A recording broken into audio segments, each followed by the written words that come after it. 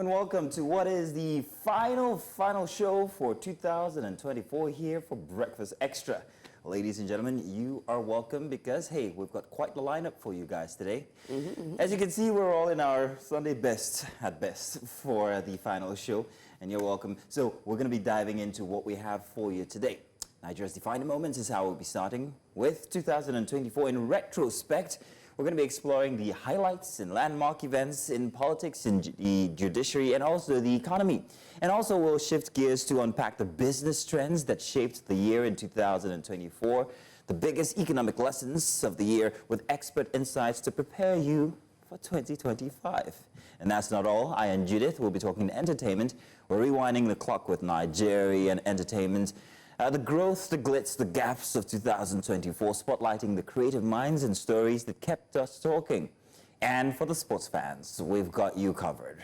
Relive the excitement of 2024 in sports, featuring record-breaking events and unforgettable moments that made this year special. And finally, we celebrate the wins and unpack the challenges for the African continent in Focus Africa as we examine the continent's triumphs, the struggles, and the road ahead. From politics to entertainment to sports and Africa's future, we have something for every single person out there. Welcome to Breakfast Extra and welcome to the final show, Judith. Are you excited? To the final show, Mazino. Thank you very much. Yeah. It's been quite a year. I mean, yes, it has. It's also been quite a night. I have to keep remembering that this is Sunday and not Saturday. Weirdo. Because I haven't had any sleep at all because it's the final weekend.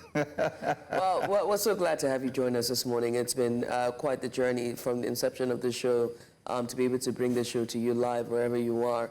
We're so thankful for everyone who's followed the show. And this is the very much last segment for the show for 2024. We look forward to 2025. I'm excited for 2025 and everything that it brings as well. You know what I mean? All green, flourishing for 2025. But 2024 has also been quite the moment. If we reflect on it, whether it's our politics, whether it's moments that shaped our pop culture, just so much happened in 2024. And today is where we put a nice bow to it. And pack it in the back of our memories and say, well, we'll be coming from time to time to relive the moments of 2024. But today we're going to be starting specially. We're going to be starting with health. So, as we wrap up 2024, we take moments to reflect on the healthcare sector in Nigeria. The year filled with significant milestones, remarkable wins, but also persistent challenges. From groundbreaking medical research and expanded vaccination programs to ongoing battles with brain drain and access to health care for undeserved populations. Now, the story of healthcare in 2024 is a complex but very important one. All right, and absolutely. And we're going to be joined today to unpack this developments and share insights in this. It's none other than Dr. Alera Roberts. She's an associate producer, professor, I beg your pardon, at the College of Medicine, University of Lagos. Dr. Alera, another day you join us here on the show, and we are glad that you're here. Welcome aboard. Thank you so much for coming on. You, Judith, and I did catch that day when I grew up how to be an associate producer. I know, it's a brain thing. It switches professor. I don't know why it does that. I think familiarity, because I normally see associate producer. Yeah, perhaps. Yeah, that's why it's my brain. It does that thing. So, Doctor, thank you for being here. And let's just start with, the wins to begin with. In your assessment, what were the most significant achievements in the Nigerian healthcare sector this year? The financial support system, I would say the new vaccine programs we have for the R21 malaria and mpox. I think those were major wins. It shows the confidence the international community have in us, in giving us those vaccines for which we could combat those epidemics. Again, we've got the financial support for health and education. We had a lot of support from World Bank. I believe it was a little over $1.5 billion as a financing package to bolster our health and education sectors and provide sustainable power. All this will have a major impact on service delivery in this. And I have to speak about the recognition of healthcare excellence that came to us from NHEA and PSHAN. These are private sector organizations that recognize contribution to the healthcare sector, and in 2024 they had data the word has just jumped out of my head. Major events celebrating contributions to healthcare. Those are significant for us. Well, what about vaccination drives, particularly for polio and Mpox? We saw that so much this year. It gained traction in many parts of the country. How would you evaluate so far the impact? It's something we still need to do in the sense that when we're looking at the need for continuous and improved surveillance for the disease outbreaks that we have, expanding immunization programs is crucial. So one of the things I was hoping we would be a little later getting into this, but these are some of the challenges that we're going to face. We are facing and will still continue to face in 2025. And these are the disease outbreaks, which means that we need to have these ongoing sensitization, vaccination, immunization campaigns, and even space awareness for common things like health insurance. Making sure everybody is aware and have strategies to keep us healthy. These are things that really need to continue. And with the increasing cost of living crisis, you can imagine that inflation and poverty will continue to have its effects on the ability for people to access healthcare. Let's also talk about challenges, shall we? We talked about the wins, we'll talk about vaccination drive, but also challenges. And can you just highlight a few of them? Because one of the major concerns for us was the brain drain, which we also saw this year, but also the security threats as well, with the kidnapping of the medical students along the Benue Way on their way to a conference, believe I'm wrong, in Jos Plateau State. Your take on that, please. The team will continue to prove a challenge until we sort that security issue out. We're going to be having problems like this. Now, the major thing that a lot of people probably have to considering is that because of security challenges, of health personnel, the death of health personnel, we're sitting in the country where we call medical deserts, places where you cannot access health care no matter how much money you have. That is actually something that's very scary because there are several things that drive the rural urban migration. Creating medical deserts is simply one more thing to drive rural urban migration. And it means that there's an overburdening the health sector in certain areas of the country, Lagos being one of them, Abuja is another one, of course, Akot, Enugu, places where the burden on the healthcare sector is so much. It even worsens the outcomes for people individually and collectively. That's a major one thing. Forgot the flooding. The flooding displaced over 2 million people, including destruction of healthcare facilities, and of course the increased risk of waterborne diseases, chief of which is cholera. You see this, you are now entering into what I would call a vicious cycle of challenges that we are facing. The deficiencies in the primary healthcare system, the inadequate infrastructure, limited access to essential services, because again of the dearth of health personnel, security, power. I remember about 20 years ago, we had proposed, we had submitted a proposal to create healthcare facilities as hubs, where there'd be solar power, there'd be people, a mini business center, there'd be food, and then people could access primary healthcare services. It never really gained traction. Well, you've talked about the brain drain. That is set to continue, unfortunately, because as fast as people want to go to the high-income countries, the high-income countries are actively poaching health personnel. I dare not show you by email how many job opportunities are being thrown at me in my old age for me to go abroad. It's just that could you give us an face the idea, housework. however? Could you give us an idea? Because it's a very big issue. It's a very big problem in Nigeria. The president actually, mid-year, came out to tell that they are going to make conditions better for doctors to stay. So I'm wondering, between then and now, has anything changed, whether in terms of policy or in terms of the conditions that the doctors are finding better options for outside the country? Has anything changed since the Medical Association came out to voice their concerns regarding the state of medicine in Nigeria? Changed. Policy was completed, incompletely but completed. We increased intake of students of health sciences at the university, especially the University of Lagos. But this has happened in the absence of infrastructure, logistics, and and I can't say that there is any financial reward for the extra work that we have done, and that's because true.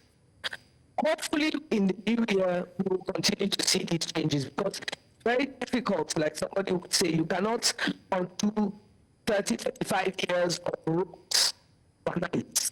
It takes time. I accept that.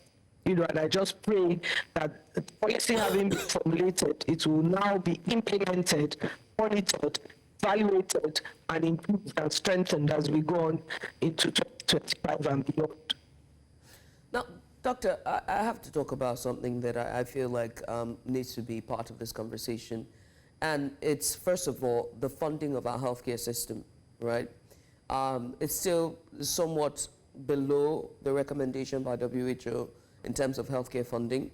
And then also the primary healthcare, not just in Lagos, because we know Lagos is doing particularly well in that sector, but also in other parts of Nigeria, in the northern, southeast, and even south-south.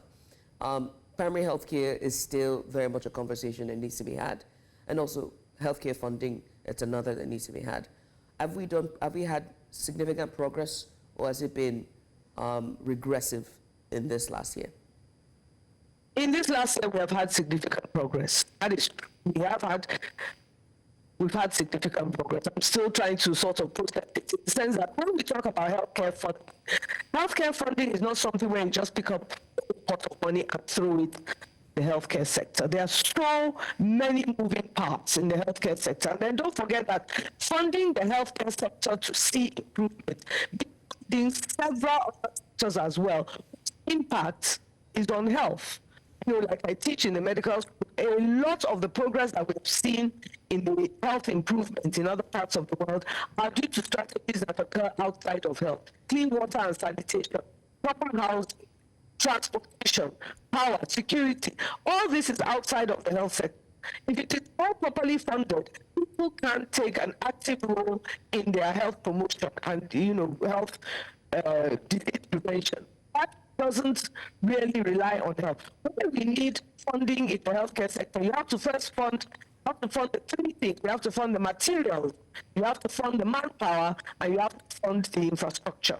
These are things that need to be funded properly. Now, I from a very no man's point of view, because in the area of healthcare funding, we don't tend to be a health economist by any means. I'm just the end user in this way. It's like, the processes that we have to go through in order to access this funding can be so wearisome that, for healthcare professionals to leave what they are doing and now enter into the procedural bureaucracy of accessing funding, something is going to suffer. And this is what always happens. We have medical directors of hospitals and federal medical sectors who are practitioners. They've got their own patients to see, clinics to run, surgeries and whatever. You now want them to leave all that and come into the bureaucratic process of writing letters and going to see somebody and accessing the funds. It's too much. So we need to strengthen those processes or decentralize them, whatever it is going to take, for funding to actually be meaningful to the health sector. I recall on an incident, we took the students out for community health practice and whatnot. And we were there when the state was these SIA, supplementary immunization activities. So we were standing in the PhD waiting to be taken around and so on and so forth, and I heard a conversation. It was very loud, needless to say, and almost getting contentious, where the people supposed to go out the metal SIA on the activity did not get money to fund transport. And in fact, came to us as College of Medicine whether we could lend them our bus, which we had rented for hire from site. So, you know, you've got a little like that becoming a major impediment to the success of an supplemental immunization activity that has been funded by an international organization. How will an international organization understand that simple things like power, how the people supposed to be out of the supplemental immunization activity had been unable to charge their phones the night before? Phones were dead, they couldn't be reached. Others have came by their own means and certainly were not going to spend their money to now take transport into the community where they were supposed to conduct activity. So you've got, you've got external international funding, but a little thing like this can now derail an entire. Next thing we'll hear, we were not successful at what we did, so the next time they're not going to give us funding. I'm relating a minor incident in a minor place, but escalate this around the country, and you can understand why healthcare funding and financing is a very tricky issue, and one that we really need the experts to look at in detail going into 2025. Right. I mean, Dr. Alero, we have a bit of technicalities here, and we're hoping that perhaps maybe if you were to not use your headphones and speak and microphone, we could hear you better. We're hoping that that would solve the issue. Perhaps maybe we could do away with that. Sure. Would that be possible? Yes. Judith, please go ahead. yeah, Doctor, we just need you to speak up a bit so we can hear you. Just say anything, so we can test the audio. All right. So just to keep up moving, I wanted to talk about something that also happened in 2024, and it was a public health threat of the monkeypox, the mpox. It was a public health threat not only for Africa, but also some European countries had the issue of mpox, and then with the introduction of vaccines, and but it posed a conversation of public health preparedness. Now I know COVID-19 amped public health preparedness for for African continent and for for the world in particular. But do you think that we have regressed in public health preparedness with the way mpox and cholera and the other small public health threats that we had for this year played out in the public eye?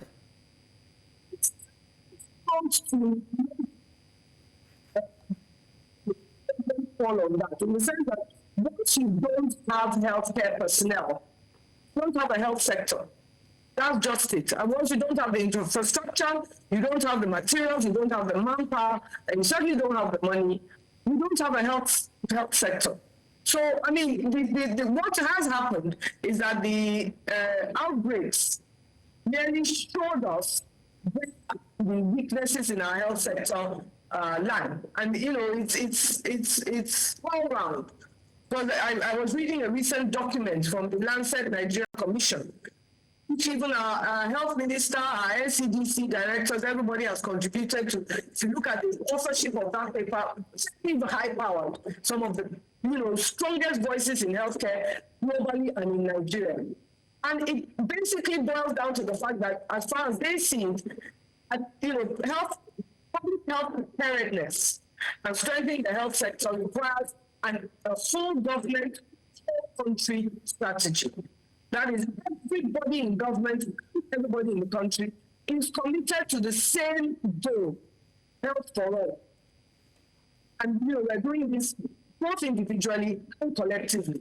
But it means that we have to address many of the issues that we have that concern our weak health system governance. The health system, policy implementation is so poor, monitoring and evaluation which is so poor, poor surveillance. And a lot of this is poor because of the dearth of personnel. So it's like a problem that comes back to bite itself in its tail, is what you're saying. But let me also ask about this issue, which we have in Nigeria, and many have said that it is what causes our health system to deteriorate, where political office holders actually feel it fit to go outside of Nigeria for their own medical needs. That's medical tourism, but not for all, just for the special few, like Animal Farm, where one animal is better than the, or equal but better than the other in some way or form. What could happen in 2025 to better the situation? How could we make, perhaps maybe political office holders, make sure that they use these these health systems that we have here to be able to make our health system better? Like this, there's a very dear man in my life, my husband. He always says, turkeys never wait for Christmas. The people who are going to make the policy change to say civil servants or anybody in political office should not go abroad for health or education have to be ready to stay back themselves for both health and education for themselves and their families. Do you think that is ever going to happen? Wow. Dr. Lera, you have put quite the insight on today's discussion, and we want to say thank you. You've always come in and give us very sublime takes, and today is no different. Now, what a way to end this year on our very final show for this year with you. Many thanks for taking out the time this morning to join us. Thank you indeed. Now, do stay tuned, because that's not all we have for today. We're going to be coming back with some very interesting discussion here as we reel out what 2024 was as we prepare for our very next show, which would be in 2025. Let's take a break, and when we come back, more discussions.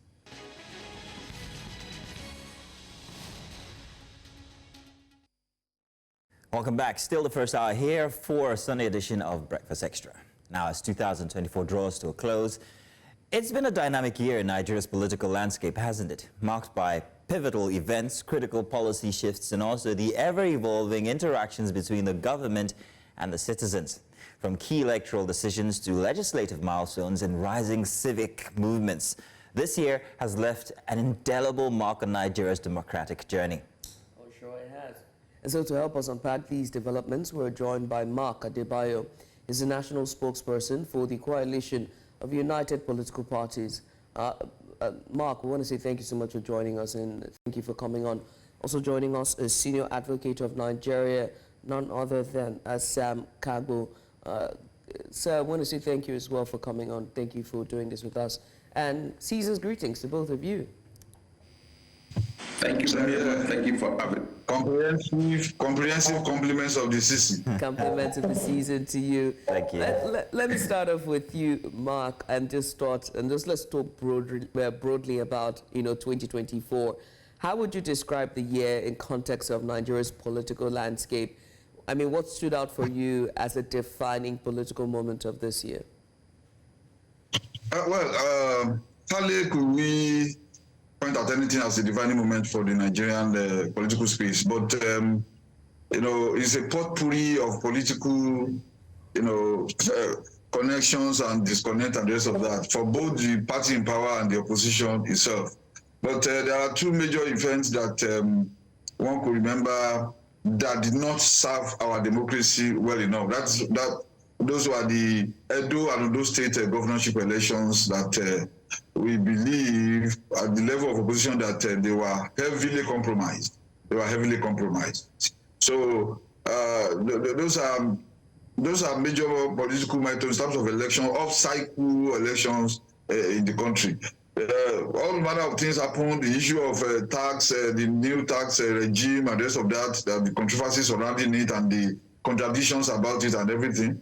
And of course, the continuation of the atrocious economic policies of the current government, which is doing nobody any good. The businesses are still suffering, the people are still hungry, and the rest of that. So those are the major things about 2024, politically speaking. Nothing so much exciting. Just like our democracy is not improving at the level one would have expected it to move. considering our experiences in the First and Second Republics, this is the Third Republic. Some people call it Fourth Republic, but I can't remember when we had the Third Republic other than this, because you cannot put a military jackboot government under a republic, under a Babangida. No, this will be the Third Republic, strictly speaking, for me. That's it. So 2024 doesn't really have anything to be excited about, politically speaking. Oh, Mr. Dibayo, may I add one more factor into that mix that you gave, that potpourri that you spoke about? Let's talk about democracy inside of 2024. Did it regress? And I'm asking because inside of 2024, we saw a number of protests, people speaking up for themselves, telling that this is not what they bargained for when they initially were voting in this present administration. We also have a leader, a president, who himself back in the day was very, very advocative when it came to protests as well. So we found out that we had a different kind of anatomy when it came to how the government was attending to dissent or protest. We also saw and are still seeing instances where people argue that the press is being suppressed. Do you think that democracy in Nigeria in 2024 took a step backward, or did it get better? Well, it took like 100 steps backward, if you ask me, because in the area of the people, in the area of advocacy, it is it's a reawakening of the Nigerian people, trying to claim their space. It started in 2023 with the more or less a revolutionary political movement towards something different than what we have been having. So at least 2023, Nigerians arose and wanted a genuine change, politically speaking, which they were robbed of at any rate. But the area of the civil society waking up, of the Nigerian people, the psyche of the Nigerian people awakening from past lethargic non-commitment to what happens in their country. It is quite, it's kudos to the Nigerian mentality. But also the media suffered, both social and traditional media suffered, because the current government deliberately attempted to stifle the voice of dissent. But Nigeria, the Nigerian spirit, is indomitable. The Nigerian spirit is something that you cannot kill, you cannot destroy. That is what, we need more of that. In 2024, starting from 2023, the Nigerian awareness, political awareness, social-political awareness, became a little bit revolutionized. Hopefully, that will be brought to bear in the next cycle of elections 2027. But if there's anything exciting about us, socio-politically speaking, it's about the consciousness of Nigeria, the awakening of the Nigerian consciousness to demand from their government what they're supposed to give. Yeah, the president was an activist. The president was a pro-democracy activist. But now, sitting comfortably in Nassau Rock, he doesn't want anybody to criticize him. He doesn't want anybody to criticize his government. He doesn't want anybody to criticize his policy. So there are people now who are in detention because they are of the comments they have made on social media or they have made in interviews like this. So there's an attempt, to stifle dissent. There's an attempt to put the opposition in disarray. There's an attempt to wind back our democracy from its trajectory of development to something else that may not augur well for our democracy and for our society. So the president was an activist, but now he's as a politician sitting as president, it doesn't want that to happen. I'm not an advocate for a misuse or mismanagement of social media space, for irresponsible comments and unpatriotic comments. But when people criticize objectively your policies, your economic policies that are so atrocious and causing hunger and anger in the land and causing, retrogression, economically speaking, in the land, people are free to speak in a democracy. This is a democracy, this is not military jackboot. So the earlier the president learned that and called all the security agencies that have been overzealous to order, the better for our democracy, the better for our progress, the better for the justice in the land. Because without justice, democracy cannot survive. Right. Now, Mr. Sam, let me drag you into this conversation. I know you're here for judicial matters, which we're going to get into during the course of the conversation. But one of the arguments about the judiciary this year was autonomy. We saw the judiciary make strides with the second female now leading the judiciary. That's none other than Mrs. Kigereku, her lordship. But I would also like to talk about autonomy when it comes to the other tiers of government. In this case, the legislative, and that is the House of Assembly and the House of Representatives. There have been argument after argument, and critics have raised alarm about how the complacency of the President of the National Assembly, and also the Speaker of the House, Tajuddin Abbas, and Akpabio. What do you think of those critiques of these two figureheads?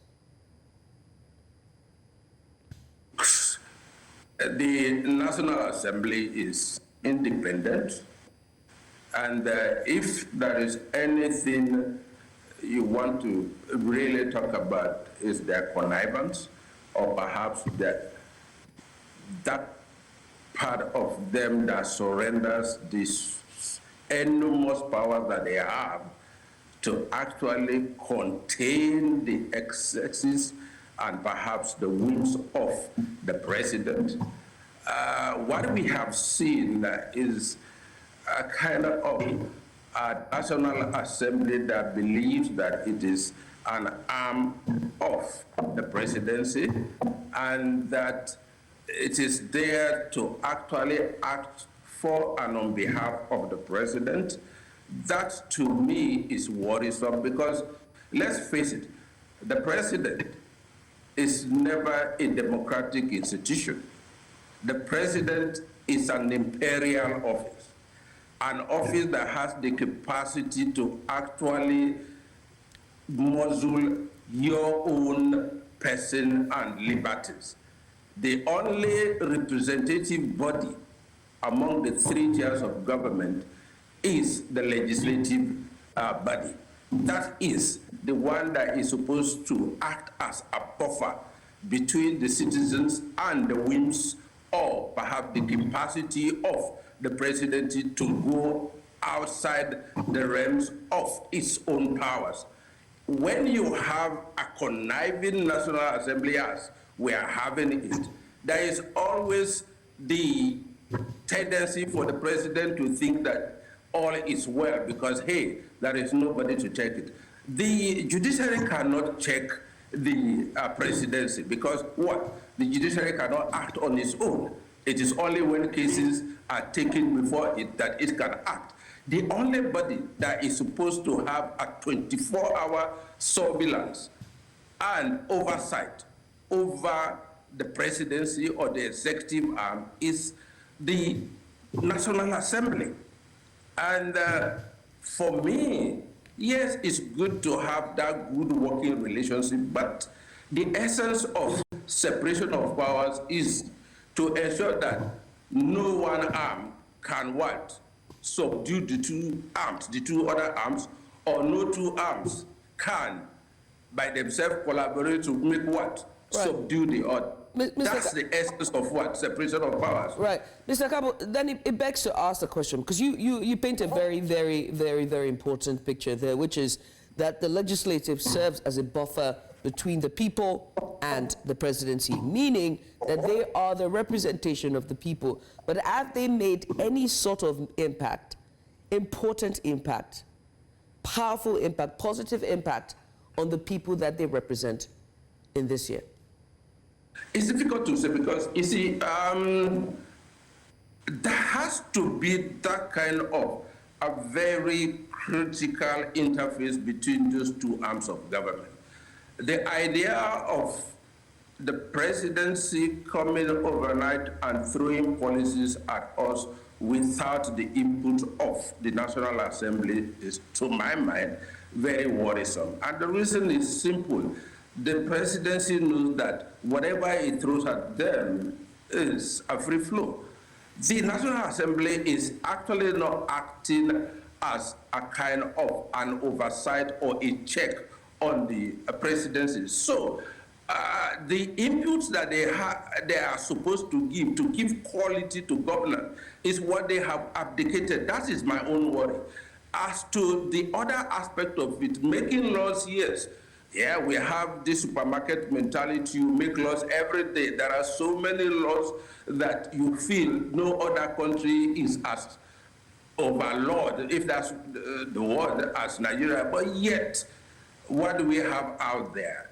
People are suffering, liberties are being trampled upon, the agencies of government are acting in silence and acting as if what? They are at large. The police, oh my Lord, they act as if what? They are a lot of the manners, nobody to check them. And this is where I have my worry. Because you cannot do it, and that is why you have your representatives. They are the people who are representing you in the governance structure and system. All of us cannot go and converge to control or manage our own public affairs. We have actually mandated our representative to go and represent us. It's not just about making laws. The power to make law is secondary to what? The functions and purpose of the National Assembly. Like I'm saying, the National Assembly is the only democratic institution out of the three arms of government. I repeat, that is the only democratic institution. The presidency, executive, the world over, no matter what name you give it, it is never a democratic institution. Because what? It is not representing you. What it is saying is that give me this tenor, give me this time, I will do this for you. And that is the contract that you have. And how do you make sure that it acts to type and within that mandate you have given to it, if you don't have what? An active National Assembly or Parliament or legislature. Once that is not there, what you have, your relationship with the executive is that of grace. The presidency or the executive becomes what? A benevolent ruler, because it can do and undo without any hindrance. And that is my fear. Mr. Adebayo, I'm going to come to you, but while we're with Mr. Sam Kagbo here, I would like to jump into matters of the judiciary for a minute. Now, Mr. Sam Kagbo, you referred to the National Assembly as the concern that we should be concerned about is the connivance of the National Assembly. But do you think that concept or term can be used as well for the Nigerian judiciary? I ask because in 2024, we saw a situation where people argued that there's certain incentive giving back and forth between the government and the judiciary that could be construed as, you know, some sort of mechanism for state capture. We also saw situations where political candidates, aggrieved ones, went to the judiciary, but people complain or suggest that the manipulation of the judiciary caused very disaffectionate results from that. We also saw the judiciary play in the emirship tussle in Kano State.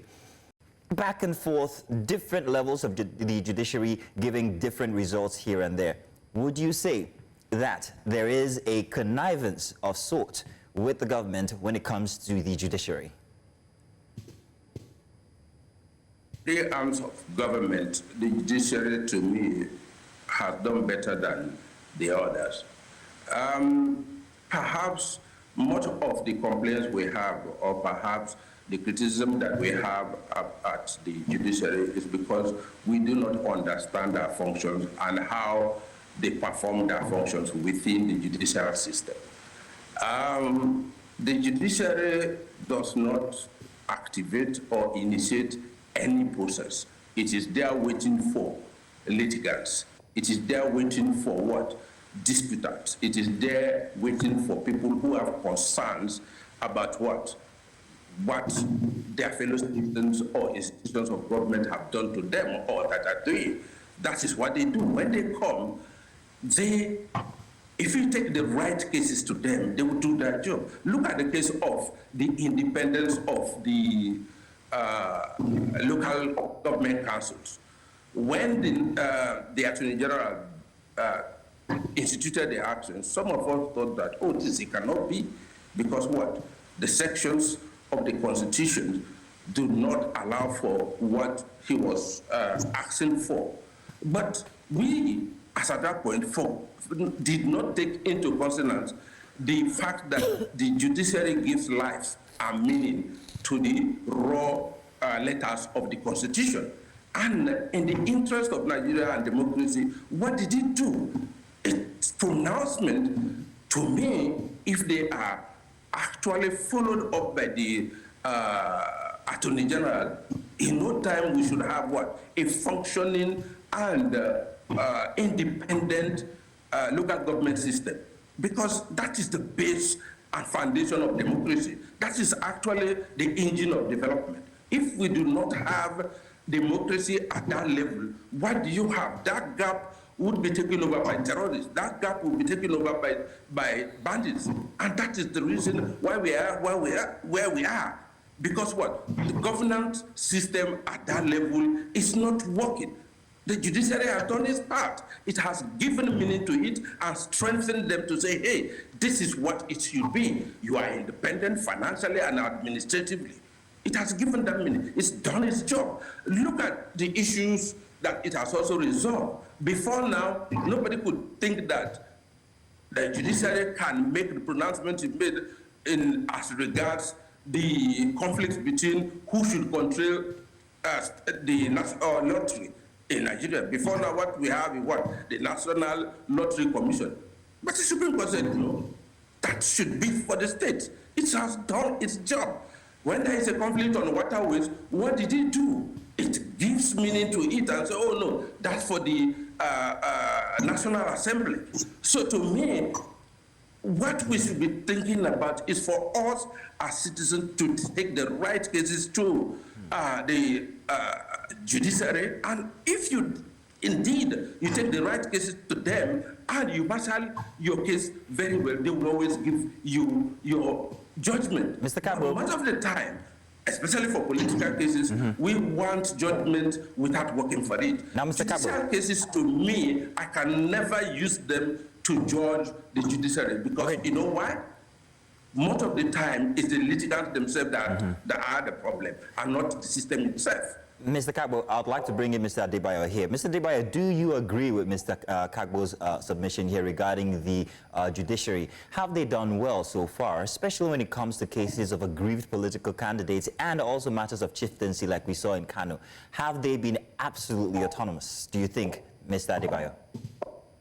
Let's remove the word absolutely. I mean, definitely, our judiciary has a lot of questions to answer, considering a lot of contradictory judgments that we have had. Well, I agree with the last speaker that sometimes the litigants, do not marshal their points well, and because courts are not given to sentiments anyway, no matter how you look at it. But they have been extremely, there have been instances where the judiciary, somebody who came fourth in an election was not declared the winner at the in the court. So that's there. And then even the Supreme Court has been called to question. So many of his decisions are now under serious questions as to how the scales of justice are balanced in those judgments, in those pronouncements. They are not very good.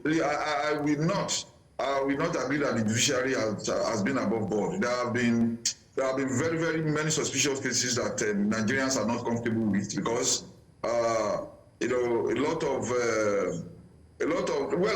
we don't peddle rumor, but things are sometimes when some cases are so clear, like crystal clear, that but you are surprised as to what really happened behind the scenes. So the Nigerian judiciary needs to be investigated. The Nigerian judiciary needs to be reassessed. The Nigerian judiciary needs to be overhauled. You see, the judiciary is supposed to be independent, absolutely independent of both of the two other arms of government, both the executive and the legislature.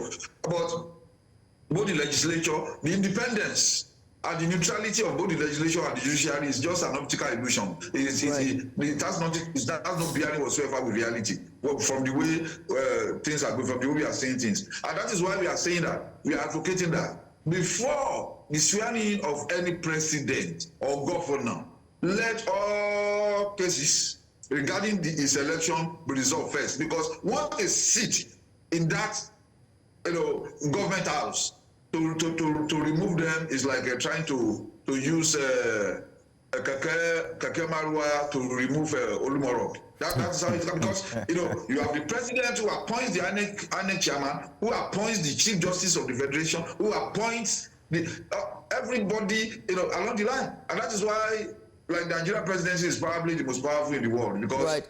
I agree with Africa that it is not a democratic institution itself. Yes, election does not, the fact that you are elected into, once you have become president, if you don't have that blood of democracy in you, you become an autocrat. And that is what we are witnessing in the Nigerian context today. So I would say, I will not say that the judiciary has not done well, but I think they can do better.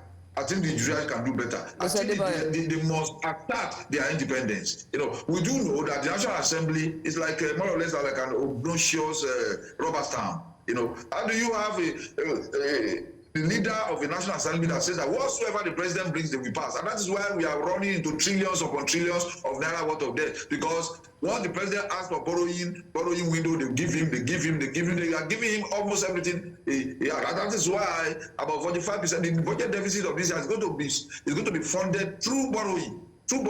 Right. There's no creativity, there's no thinking outside the box on how to improve the economy. All we are is borrowing and borrowing. Our National Assembly is agreeing and conceding and you know, that is not the kind of National Assembly that can help Nigeria and Nigerians. Right. Sincerely. Mr. Adebayo, I mean, you remind me of an argument of where they say that the governors and the politicians like to use the courts as their battleground, and just with your submission, it's really, it toes the same line of that argument.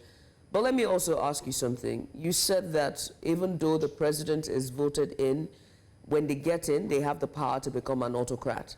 And we are steering towards that direction with the last year and with the President Bola Tinubu's administration. So I have to ask you then about governance and transparency, accountability and transparency. Have we fared well in this administration? And what have been the challenges of ensuring governance, accountability, and transparency for 2024? Well, transparency, I mean, we have never been more opaque, you know, in the political position of Nigeria when it comes to transparency. In terms of accountability, you know, that was, I call this administration extremely low, maybe like maybe 10%, you know, or even lesser, because, okay, when an accountable government will want to, you know, conduct his affairs within the economic realities of the time. But this is the time that our president has decided to go and buy a 150 billion naira worth of a presidential jet. And we still have the other 4 or 5 there in the fleet of the president. And then he went and bought one car for 1 billion, you know, in the presidential, you know. So how do you, that's not, as far as I know, as far as I'm concerned, that's not an accountable government. And of course, accountability also means that you act in consonance with the wishes and aspirations of the people, which I've not seen this government doing. Let me give you one instance. You know, the issue of which the president has continued to justify, the issue of the subsidy removal, which unfortunately has continued to justify. You know, maybe the removal of subsidy was necessary, but nobody removes subsidy without having prepared and planned, without having made plans for to cushion the effects of the sudden precipitate subsidy removal, even when the subsidy regime had not run its course, because it was supposed to run out in June, you know, but the president removed it in May. So that's another problem. There's no accountability there. And in the area of providing succor for the people this year, I've not seen the government doing anything at all. You know, that is why you saw private individuals and private organizations now trying to fill the gap by organizing themselves and bringing people together. Unfortunately, those ones are now, you know, ending fatally, in a fatalistic manner. Unfortunately, people are dying and this and that. But, you know, they were trying, making their own efforts, individual and private efforts to fill the gap that the government has abandoned. And see what is happening, you know, because the organization wasn't there, the organization wasn't there, but they meant well. They meant well, because the government has gone to sleep in the area of taking care of the needs of the people. So in terms of accountability, it is not there. There are cases and allegations of corruption here and there, left, right, and center, that are not being properly addressed. The issue, look, this government doesn't have any robust housing plan, if they have anything at all. But then they are busy pulling down houses all over the place, especially in Abuja. And the government said, oh, the minister is clapping for his minister that is doing well. Doing well, even with people with CO4 and the rest of that. So, I don't, There's no accountability. There's a lot of opaqueness. There's no transparency. Mr. Adebayo, to make a case for the government, to make progress, one has to, something's got to give. Oh, come on, Judith. I'm sorry, I have to be fair now. You know, that's the perks of the bane of tear this it down job. and build it back again. How fast, though? Yeah. But gentlemen, Mr. Mark Adebayo and also Mr. Sam Kagbo, want to say thank you very much for joining us on this segment. You have given your expert opinion, and we must say that we have enjoyed this conversation. On our very last show for 2024, as we look forward to a brighter 2025 when it comes to politics and also when it comes to our judiciary. But before we go in real quick, gentlemen, can you project for next year what the political landscape might be like and what the judicial landscape would be like? Mr. Sam Kagbo, if you'd go first, but let's keep it summarily. Well, we would have a Kama and Sena system. Of course, the courts would be less occupied because the political cases have all been resolved. And the next phase of election cycle will be in 2026. So in 2025, we would have a respite, and of course, we would return to the traditional functions of the judiciary, upholding the rule of law, promoting your rights, and ensuring that everybody acts within the confines and prescriptions of the law. And for me, I'm hopeful that the two gentlemen, like the lady has said there, the judiciary is being manned by two gentlemen. That is lady at the Court of Appeal and at the Supreme Court. And I think they have final souls. Both of them, they've proven themselves. And I can tell you for free, Kikere, who is among the best. And if you ask me integrity questions, I would give a 9 out of 10. I have absolute belief in our regime. All right. And we are seeing prospects. Okay, let's switch gears now to Mr. Adebayo. Mr. Adebayo, your thoughts, political landscape 2025. I would just like to encourage civil society to be more active, to be more agile, and be alive to their responsibilities in 2025. And then we cannot discuss the executive judiciary and legislation without mentioning the fourth estate of the realm that has done exceedingly and excellently well in this country. You know, from inception till now, the media, kudos to the media, continue to refuse to be intimidated, continue to be unbiased, and continue to be focused and objective in your reportage. You are the star. You are the star boy of our democracy. Thank you. Thank you so much. Now, Thank you very much. My head is too big for the screen. Yeah, we needed to hear that. Thank you very much, especially on this day. Thank you very much, gentlemen, for joining us. Of course, 2025 will be coming back to you for your expert analysis and also opinion on different matters. Thank you once again. Thank you. And now, coming up, if you stay tuned, we'll bring you the news. And Judith is ready for that. I'm not bringing you the news. You are.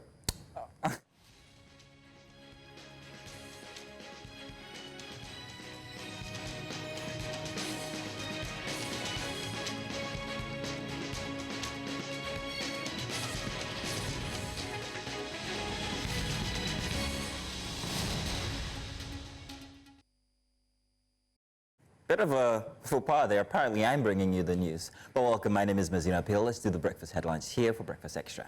So we begin with reactions on the allegations made by Nigeria's military leader, Abdurrahman Chiani. Now, Special Advisor to President Bola Tinubu on Policy Communications, Daniel Bwala, has dismissed allegations made by Nigeria's military leader, Abdurrahman Chiani, as baseless propaganda. In a recent interview conducted in Hausa, Chiani accused Nigeria of colluding with France to destabilize Niger. He alleged that France had negotiated with terrorists and made payments to President Tinubu for a military base in Nigeria.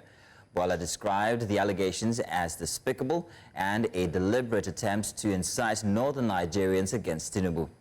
The Minister of Information, Mohammed Idris, also denounced the accusation, reiterating Nigeria's unwavering commitments to regional stability and its strong bilateral relations. Yesterday, I came across a video, a despicable propaganda by the military head of state of the Niger Republic against the government of Nigeria and against the President of the Federal Republic. And this is what you often see with military interregnum. The honeymoon is over. He has not been able to address economic situation in his country. Everything is turning against him, and in the desperate gasp for breath, he decided to resort to cheap false lies and propaganda against Nigeria. Nigeria over the years has maintained its leadership in the West African sub-region, and as a country we have not only developed but maintained bilateral relationship with our neighbors and have been of help tremendously to our neighboring countries. And the choice of language used by the military leader of Niger is quite instructive of what his intentions are. Probably in cahoot with politicians in Nigeria, you never know. But the whole idea is to create chaos and bad blood in the northern Nigeria against the president. First of all, his lies and propaganda are false, as can be seen by all. Nigeria has never had to give its own land as a military. Now, in the meantime, the Defense Headquarters has assured citizens that there is no need for alarm regarding reports of Boko Haram and ISWAP using drones to target troop locations. Director of Defense Media Operations Major General Edward Buba clarified that the drones in question are not military grade but merely toys intended to intimidate civilians. He emphasized that these devices are ineffective and pose no significant threat. Major General Buba stated that measures are in place to counter such tactics and reassure the public that these threats are being effectively addressed. He also dismissed rumors of foreign military bases in Nigeria, reiterating the country's rejection of proxy wars. I do not paint the true picture of the situation. And now we were earlier joined by the security expert, Tony Ofeata, and this was his submission. The communication with respect to the drone effectively well is commendable. But I don't think that it's something that should be handled with such kid gloves because the way it operates in most cases is first of all to test the water and see to what extent the government is able to come all out against such antics. Drone is a major security challenge globally today because drone is capable of doing what humans will not be able to do, and they are capable of assessing where humans will not be able to easily assess. They also have assault drones and the like. Now that simply means that if we have a situation where the Boko Haram and the terrorist group are already test running, and that is the way it should be seen. It's not just be seen as mere toy. Terrorists don't operate at that pedestrian level. Terrorists are not jokers. They are not comedians. What they do is, first of all, to do what is called a test running of that.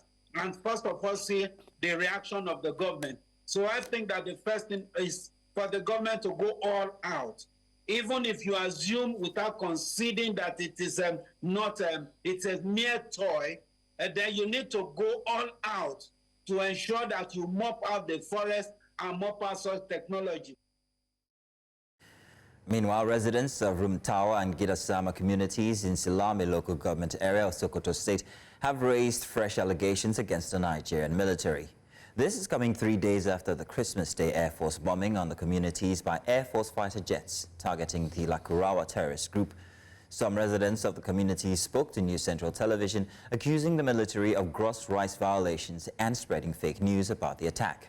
One of the victims, named Umaru Dogo, who lost his entire family during the attack, comprises his wife, 4 daughters and a son, says that he was also assaulted by military personnel, accusing him of being a member of the terrorist group. Another member of the community also dismissed recent statements from the defense headquarters in Abuja, saying that they are false and misleading. Na je makwata sun zo da ɗan uwana muna hidda su sako muna wuta bayan su sako muna wuta kuma mun gudu ko daga sama ko daga ƙasa sun zo da inda hannu so kuma wuta saboda daga cikin sun halin mutum uku mun ta mun gudu bayan mun nan suke nan waɗanda an matacci muna hawa mu hidda su so bayan an riga an samu bam daga sama ya kashe mutane a cikin gaba daya guda nawa saka biyo ku da wuta kuma aka bindige ku to shikenan muna banda mun yi haka mun je kuma mun yi gudu wasu sun haɗu sun ji mu banda mun gama haka kuma sun kira ni na je wajen su na faɗa musu bayani na sun koma cewa ga wuta can sai sun sani cikin ta saboda ni ina barawo sun ce to abinda ai shi barawo bai bace ya kamata su auna ni da ƙasa na haddisa na sun ga hanyar wanda da zalunci ba na sun ga su kashe to tun ga ciran nan sun yi awo ba su samu komi a wajen mu ba sannan wani abu wanda suka damuwa cewa akwai shi mu a wannan gari mu so su to su yi awo ne su bincika saboda in ba haka nan sun kai ba kaga ba mu da kwantaccen hankali mu muna ga namu nazari mu talakawan nan na magaji ba mu san komi bayan aiki ko kotun wa mako ko silami babu wanda mun ka taba kara wanda haka yanzu gashi an to an kashe muna ɗaya an kashe muna dukiya wato wai ya tukuna wai bayan an harbe mutane daga sama wai a ce wai kuna kwashe mutane a tukuna aka harba daga sama bara daga wannan tukuna mutane aka harba aka samu a kasar aka harba mutum goma sa'alin nan kuna so ku kwashe mutum goma nan kuma su jana'iza sai aka zo kuma aka harbe mutum uku so mutum 13 kenan an kashe anan garin su waɗanda aka harba da abin ba su mutu nan mutum tara mutum wanda aka harba suna asibiti yanzu wanda asibiti suke kudu kaga wani babban bayani kenan so it's a very serious matter here wuta ta kone guda 6 suna can wanda wuta ta kone guda 6 so wato banda wanda suka mutu daban wanda sun goma an business su sako wanda wuta suka kone 6 suna asibiti wanda wuta sun halba mutu sa wanda aka harba suna asibiti kuma mutu uku so kimanin ma wanda suke cikin rauni suna asibiti mutane na kenan duka 6 zai zama 6 7 8 9 kenan so about 9 people are injured 6 people were affected with fire and they're receiving treatment, while 3 were shot physically by land army who are trying to bury the 10 persons that were actually shot down by the Air Force jet. So that's a very precarious situation that they are actually facing. That's what they are trying to. And that's all the headlines for this morning here for Breakfast Extra. Now, if you did notice, this morning we didn't start with a prologue. However, we've converted that into a very special number, which my co-host Judith Atibi will be presenting. And now, over to you.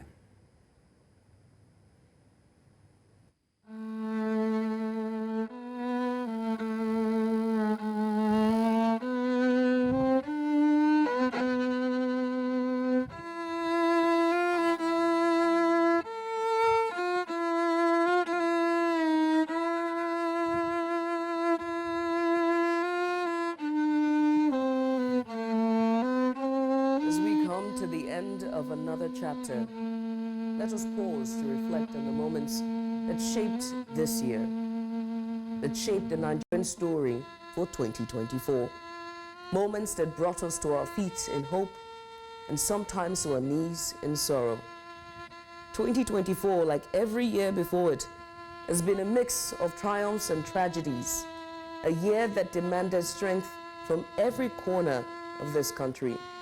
We witnessed the devastating floods in Maiduguri, Borno, where families displaced, homes washed away, and lives forever changed. It was a stark reminder of how vulnerable we are to the forces of nature, and yet how resilient we can be in the face of it all. In the heart of Lagos, the landmark beach demolition sent shockwaves through the city. A painful moment of loss for many who had built their lives there, a source of livelihood for many. It stands now as a symbol of the ever-changing landscape we navigate, but also of the lives that are sometimes torn apart in the wake of progress. Then came the tragic collapse of the St. Academy building, Jos Plateau State. A nightmare no one could have prepared for. The lives of students, families, and communities were forever altered in a single heartbreaking moment. We remember the 22 victims today. I like to call them the angels. We honor their memories by hoping for a future where such disasters are no longer a threat. We think of Okwama, Delta State, South Nigeria, where we saw a community torn apart by conflict, leaving families grieving and lives of both military and civilian lost in an instant over what should have been a civil matter. But now the community had left to rebuild from what is left, and the families of the officers to grieve lives that are gone too soon. Let's not forget the fire outbreak in Dosumu Market, Lagos Island, Lagos State. Another cruel reminder of how quickly life can change. with traders left to rebuild from the ashes of years of hard work and investments. We grieved alongside those affected by the stampedes in Ibadan, Anambra, and Abuja.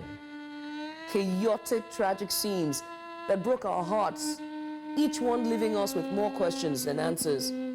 How could events meant for good become this? And then there were the kidnappings, an epidemic that has gripped the nation, robbing us of our sense of security. Up north, farmers fear for their lives each day they set out to their farms. Women and girls aren't safe. They've never been safe. Neither are school children. If you recall the kidnapping and later release of the 287 children comprising of both boys and girls from Kuriga Chinko local government area of Kaduna State, forcing them to witness trauma and robbing them of their innocence. There's the targeted abductions of medical doctors who dedicate their lives to healing, sending shockwaves through the healthcare system, reminding us all of the dangerous times we are living in. 2024 also saw the passing of some of our brightest stars. Onyeka Onwenu, an icon whose voice resonated through generations, whose music brought us joy and unity. Her passing was a profound loss for Nigeria and the world, but her legacy will live on in every song that she sang. And then came the heartbreaking news of the death of actor Junior Pope. His untimely passing, a very avoidable death that shocked the entertainment industry, shook it at its very core, a rising star whose departure leaves us with memories, but also with a renewed sense of appreciation of the lives that constantly have brought light into our lives and into our worlds forevermore. And then there's the town of Majiya, Jigawa State. It will never remain the same again after the tanker explosion that killed 209 lives, mostly young people. There's Magama community, Jibiya local government area of Katsina State that suffered a similar fate when a gas tanker exploded, killing several. Lives, futures, hopes, dreams burnt to ashes, leaving families and communities to forevermore. Now these are the moments that defined 2024 for Nigeria. A year of unthinkable sorrow, but also one of immense resilience. We lost so much, yet we gained new strength. We stood together in the face of floods, of fires, of loss, of explosions, and we continue to move forward, carrying the memories of those we have lost and the lessons they leave behind. Today we reflect on the highs and lows, the wins and the losses. We are reminded that through every challenge, there is always a lesson, always a call to action, always a reason to believe in a brighter future. This year has shown us the fragility of life, but it's also shown us the strength of our resilience. The pain we've learnt, the pain we've felt, has only made us more determined to stand together, to love one another, and to rebuild what has been lost. And so to those who have lost, may their memories continue to inspire us. And to those still fighting, may you find the strength to carry on. And so today we say goodbye to this chapter. We remember the people and events that made us who we are. And we honor their contributions to the story of Nigeria. For in their memory, we pledge to do better, to love harder, and to always seek a better tomorrow.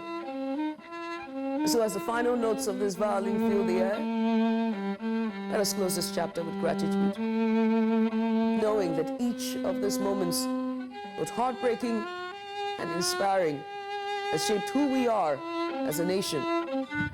The journey is never over. It is merely the beginning of something new.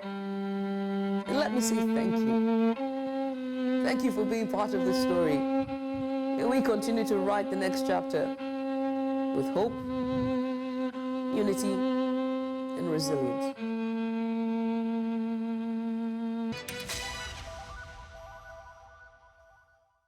Ladies and gentlemen, welcome. It's time for the strips, for the different kind of strips for the end of 2024. After that very solemn number from Judith, oof, I liked it. And I wish I had the violinist here, but how would we add that to another form of art, which is, well, you know, the drawn kind? Well, we want to say for 2024, we had some of the best. And we want to say congratulations to some of the artists, especially from two major newspapers that actually brought us some of the funnest strips that we saw for 2024. Judith will be joining me to talk about these, as we're going to be recalling some of these good ones as we walk our way down to December. And we've got a good one for December as well. But let's get started with one of the best ones that we saw for 2024. I think we have about 4 or 5 of these that we're going to be showing to you. So we're going to try and keep it inside of 10 minutes, hopefully. For 2024, this was one that struck us as gold, because we saw a situation in Edo State where it was no longer a case of battle between two candidates for the governorship. It was a battle of their godfathers. And it was very interesting to see the dynamics that followed through, with people apologizing, other people threatening this and that. It was interesting. It was the reality show for 2024. I think I mentioned this yesterday. But of course, Adams Oshiomhole giving abacus training to the current governor, Monday Okporola here. Hey, A for APC, B for budget, C for confusion. I don't know if this is how Edo State is run now, or if that is some of the tenets that it's supposed to be run by, but this was a very interesting piece of art that was depicting news, doom and gloom, but in very interesting form so you can actually swallow it. Judith, were you excited about Edo State? Were you excited about this one when we told it during the show from before? We can't fix my visual for now, but very Do quickly, tell. I just keep going. So hopefully the viewers can hear me. But yes, of course, I was very excited. Not excited, but I had, what's the word I'm looking? I had empathy for him, right? Because I don't know if it was. For who exactly? Right? Who exactly? For the man and the executive governor of Edo State, Okay. I had empathy for him. But again, you know, it needs to be said that if you take this type of job and responsibility, you must be an orator of some form, and you have to be, you know, yeah. I hope I answered the question correctly. Yeah, you did. Yeah. And what followed was also drama gold, because we saw later on in the year, only just this month, if I'm not mistaken, the case of, I think we also treated that dyscalculia thing from before. Right. I think that training didn't cover public speaking. Public reading. I know. Look, so it works well. It's not easy. Just reading, you know, in public, and then and that's his first ever public appearance. Besides his acceptance speech, you know, his first ever public appearance. It's not easy, but we do it every day, Judith. Yeah, it's our job now. Let's move on. They're telling us to move on. Workers' Day was another time when we actually looked out for the best cartoons. And this one came off of Daily Trust. Daily Trust has a fantastic artist by the name of Mustafa Baluma, and he is an excellent depictor of life. In this case, Workers' Day turned into Walkers' Day. If you didn't hear the difference, well, there's a difference there. Because this is what we were faced with. Everybody had to, well, for the sake of not being able to purchase fuel, either because you couldn't find it or because you couldn't afford it, Workers' Day became Workers' Day. As you can see here, from Workers' Day to Workers' Day. And that's how you spell that, by the way. Oh, yes, indeed. Yeah, I do that all the time when I text. I don't know if I've ever done that with you, Judith. No, I don't think I ever have. But commuters face skyrocketing bus fares as fuel crisis deepen. What was your experience?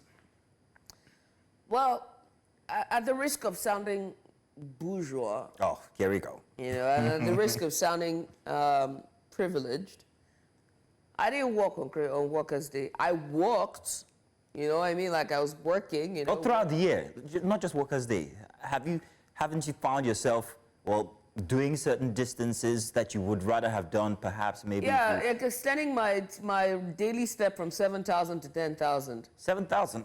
I've got 5,000 on mine. You're challenging me for 2025. Ah, man, it's 10,000. We're going for gold, my friend. We're going for gold. We'll catch up. But again, you know, if I remove myself from the equation, like I always like to do, because my own, you know, perspective is, you know, it's very. I'm lucky. I'm blessed. But I've seen on the streets, you know, when you are heading to the office and when you're going back home, or where you are out and about, just. It was early this year, I think it was the first or second quarter of this year, when I left the mall with, you know, bags of groceries, and this very abled gentleman In fact, at a point, I'm like, I thought he wanted to ask me for directions, and he walked up to me and he's just like, please help me. I just need a job. Just help me with a job. Help me with something. Yeah. And it became a very recurrent thing where I go out to like a supermarket. It happens a lot now. It's now too often, and it's not the regular people that you see that ask you for stuff. It's now just there's a type of person that you know asking. This is not in any way to profile, but now it's changed completely. Yeah. So how do you help? Do you help? Do you sometimes say no? What?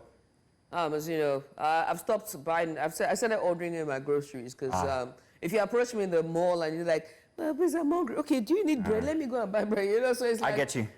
So now I don't, because it's like, girl, you ain't got enough. Like, don't do that. You know. So. I get you. Well, times are hard, and I try to help as much as I can, and I'm still going to continue in 2025, and I hope that everybody out there as well. We need each other now. Nigeria is tough. Oh so yes. As little as you can is okay.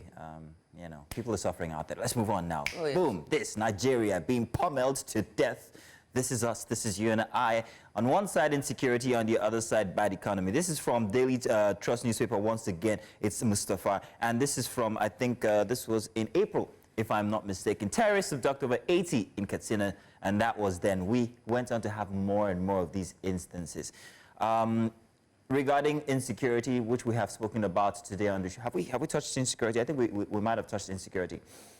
If I was to ask you, Judith, this administration versus the last, have they seen a resurgence when it comes to insecurity in Nigeria? And why do you think? I'm asking. Judith. I don't think insecurity went away. I don't think it moved out of, you know, I don't think it ever disappeared. I don't think any of it. But did it get heightened? Since Tinubu, did you notice any, like, resurgence? Progress is another question. So there was, because we stopped hearing about Boko Haram for a bit, and now it's back. Not just that. Did we stop hearing about Boko Haram or the news about Boko Haram because it had metamorphosed to Lukarawa, right? I get what you're saying. Did we stop or did the news stop there? And did it stop or did it metamorphose? So these are different anatomies of questions that should be asked when it comes to Nigeria's insecurity. However, 2025, we're hoping that this is something that the government actually takes care of early enough, because this affects everything. When it comes to agriculture, the biggest hit is actually agriculture, and we're suffering that right now. So hopefully 2025 will be better. What else do we have? What else do we have? Let's see. I think this might be our last one, if I'm not mistaken. Let's change on that one. This was from Daily Trust. I think I told that already. Now, boom, this one. Remember when the royal couple, formerly royal couple, visited Nigeria for something totally unrelated to anything that's political or relationship-wise between Nigeria and Britain?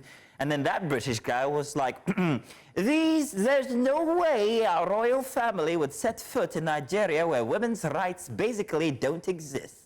Do you remember this guy? Yeah, I remember him. I had a bit of a piece of my mind for him. And yeah, you did, let me. at the time. You ready for me? You still do? Go ahead. Sir, you really want to talk about rights in the UK. You really want to talk when you are a white man, you know what I mean? And your entire lineage, okay, of this color was built on the slavery of black and brown people. So how dare you talk about rights when literally you have an entity called the Commonwealth, which is literally celebrating the joys and the exploits of your kingdom of the black and brown people. So who should be talking about rights here? Because you are the one who brought us the white man God. And the white man God, really, when he talks about the rights of women, where are they really? You really should look inward. You know, it's coming from inside the house. Yeah. That's it. Okay. So I got... Well, thank you, Judith. Colonialism, slavery, everything else. You're not calling me. Come on, tell us about that was from July, if I'm not mistaken. No, June of 2024. And we have our final one, which is actually from December. Oh, no, Judith, this was the one. This was your favorite. This was our favorite. This was at the time when Nigerians were suffering the most and we were begging, looking for. This was during the minimum wage saga, if you remember, where the president is like, don't worry, it's all going to be okay. You know what he did? Invited the labor unions. They came, they said, this is what we want, 490,000 naira. It's like, it's okay. We'll give you 60 naira. Things will be better. I know about your suffering, and I have come to remind you of your pain. But be patient. That's not the kicker for this cartoon. This cartoon for Business Day, if you notice the line here with the patient who's supposed to be receiving the transfusion, but it's not going to him, it's going to whoever that is. Yeah, with the very significant glasses and hat. And you know what it depicted? It depicted a system where taxation became the most laborious way of making money for the government. And who was he taxing? The suffering Nigerians, and still telling them, hey, be patient. I know he's going through a tough time. And look at this art here. He said, be patient. What is he? A patient.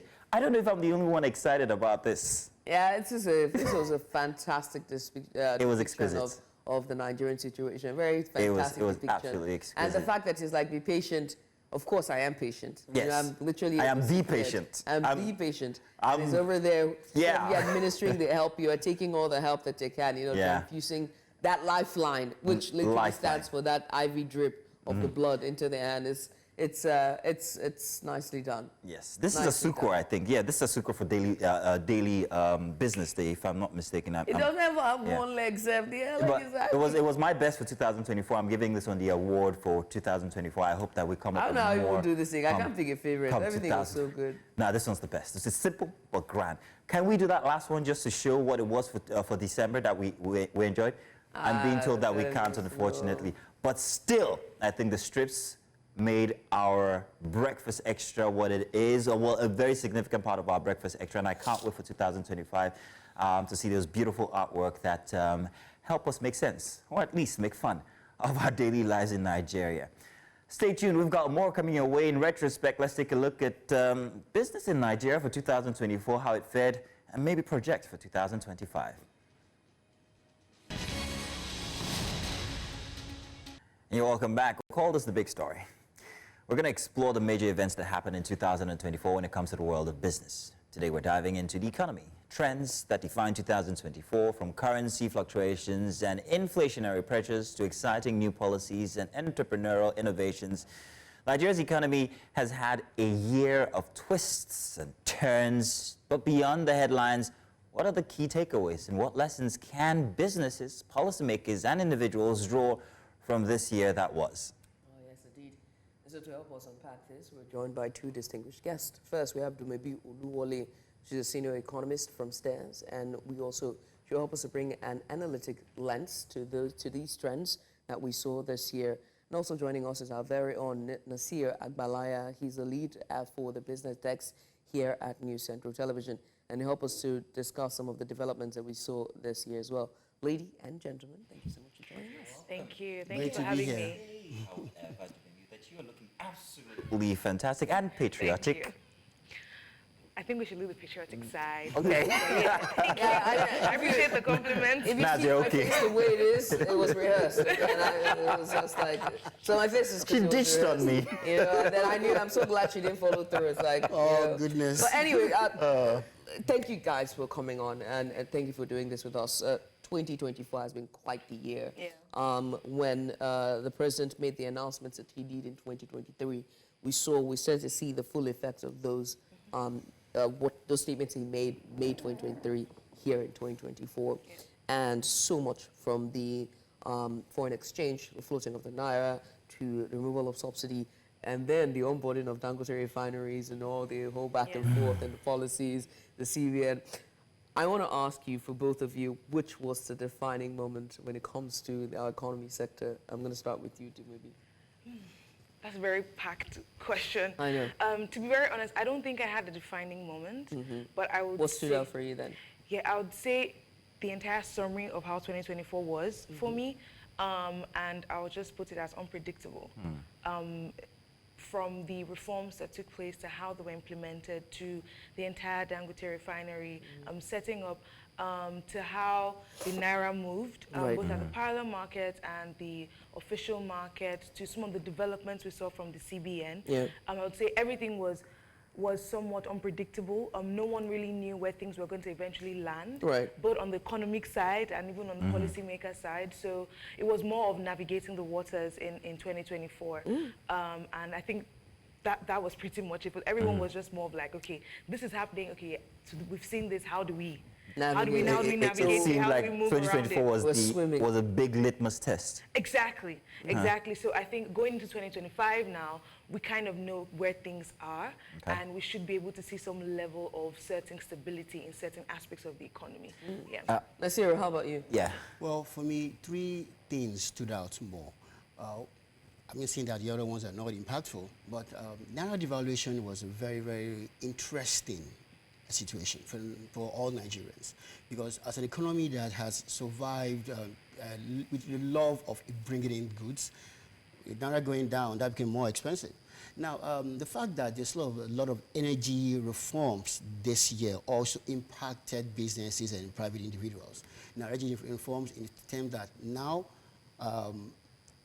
the refining capacity of Nigeria became a reality for the first time in decades. And that impacted that sector. Because we know last year, just like you mentioned, when the president mentioned that subsidy gone, the reality was felt more in this year. And that impacted transportation, food movement from where they are being grown to the markets. I mean, everybody felt the pinch. Now, but a small glimmer of hope happened with diaspora remittances. I mean, everyone who had people sending money to them was smiling to the bank. Oh, they really were. But incidentally, that is not everyone. So not everybody was so impacted positively. Rather, it was a negative side. Now, the fact that electricity supply in Nigeria also had its own dynamics there. And it became, of course, the introduction of Band A, Band B, and the new tariffs that came with that impacted the whole nation. Now, that means that not everyone could afford it, incidentally. And even the Band A itself was not what it was promised. The 24-hour power supply, a 20-hour power supply, don't become a reality. Let's not forget that the power grid, I mean, for more than 10 times, it collapsed in 2024. To be specific. 1 for each month. Exactly. Thank you very much. I hope they don't give us another good measure before we end the year. No, please don't jinx it. We've only got about a couple of days to go. But maybe let me ask, 2 things that stood out this year was inflation and also tax reforms. The inflation situation got worse and worse and worse. There was reprieve somewhere, and then we kind of like caught it and dropped it. We celebrated too soon. We celebrated too soon. We jinxed it, apparently. The president, however, has said, be patient, literally, be patient. And then he introduced tax reforms. This didn't go down well with the North and stuff like that. So these 2 are very pivotal concepts for 2024. 2025, where do you see us when it comes to inflation? Better, worse? Tax reforms, is the North going to say, you guys are trying us too much? Isn't that too soon to ask? But let Dumabi be the one, the expert. I wouldn't say it's too soon. I would say that we do have pointers, right, to where at least the first quarter of the year would somewhat land. And starting with inflation, we do know that prices will still remain high, right? We do not expect prices to significantly decline anytime soon. And the reason is because the fundamentals backing inflation, or the stoking factors backing inflation, are still very much prominent, right? We do know that food inflation is the largest driver of inflation in Nigeria today. And all the issues supporting or nudging food inflation are still very much at play. We know that insecurity is still very much a big issue. Our key food producing states are still battling flooding, the impact of the flooding that happened this year. We also know that logistics issues are still very prominent. We also know that the price of fuel still high, right? Even though they brought it down for 50 naira. It's down, but isn't that enough? Be patient, he said. So the thing is, right, there is always going to be a lag effect. Right. So even when the nominal number, the absolute number you're seeing is lower, right, it will take some time before it will translate into significant naira deduction make any effect? Because this was the argument. To be very honest, if we do some little computation, mathematical computation, you will realize that it will have some decline. It would have some, because when you measure it in Zero liters, 0.04, right? right? No, but if you actually put it in liters, right? So what were you paying for in terms of liters when it was 1,000 naira, 1,025 naira, right? So but now it's a bit lower. So it means in terms of liters, just by a little bit, it's a little bit higher, right? So what it means is that the movement of goods and services, right, the amount of money you would have spent, taking maybe if you were spending about 100,000 naira moving from maybe Lagos to, let's just assume now maybe Oyo State. Right. Let's assume that that's what you were spending. It means that now you probably be spending about the 95-ish, they're about to go. So that 5,000 naira is still something. The 5,000 naira you will use as informal taxation. Normally that you would have to carry additional cash as informal taxation on the road to move that. Just a bit of relief. Yes, so just so it's a little bit. 0.004. Still. But tax reforms. Yeah, so now on the tax reforms, we do know that there's a lot of, I would say, it's not catastrophic, but I would say that people have not accepted it in a very good light. Or understood it. Or understood it. And I think that's where I was talking about the unpredictability that happened in 2024. And this is one thing I would like to say in terms of a recommendation to policymakers. The communication around policy or tax reforms or changes, right, to whatever was the status quo is extremely important, because if the public and the people that you're doing this for do not understand why you're doing what you're doing and what exactly you are doing, there will always be misconceptions around the policy changes, right? And that, of course, will definitely move, there's a trickle-down effect on the economy, faster than when good things even happen, right? Because it's exactly the same way we saw when the president in 2023 said that fuel subsidy was removed. That evening, we saw queues at filling stations, right? Because both the independent marketers, the driver on the road, everybody was like, everything is going to be expensive, and everybody just started, yes. So communication goes a long way. It's the reason why the central banks around the world spend days of their weeks whenever they're coming out to say, okay, this is the policy change we're going to make. We're trying to reduce this. So it's called forward guidance. And fiscal policy authorities should actually start doing the same thing, at least here in Nigeria. So with this tax reform, it's extremely important that people do understand why they're doing what they're doing. Yeah. Because you wanted to ask something. No. Is it communication that's the issue with this tax reform bill? And I mean, in terms of, the opposition and the rejection of the bill by the northern leaders, because communication is sort of glossing what's much more deeper. Yes. Would you agree? Yes. Yeah. No, yes, I agree, and understanding also. Because if you look at it, most of the northern states, if not all the northern states, they have the population. Right. And because of that, they will still be getting a larger amount. And they are not even focusing on that. Did you say they have the population? Yes, they do. It's not just about landmass. But look at it from the voting pattern across Nigeria. Yes. I mean, they not always determine who wins any federal... The big five. Thank you. I do beg to differ.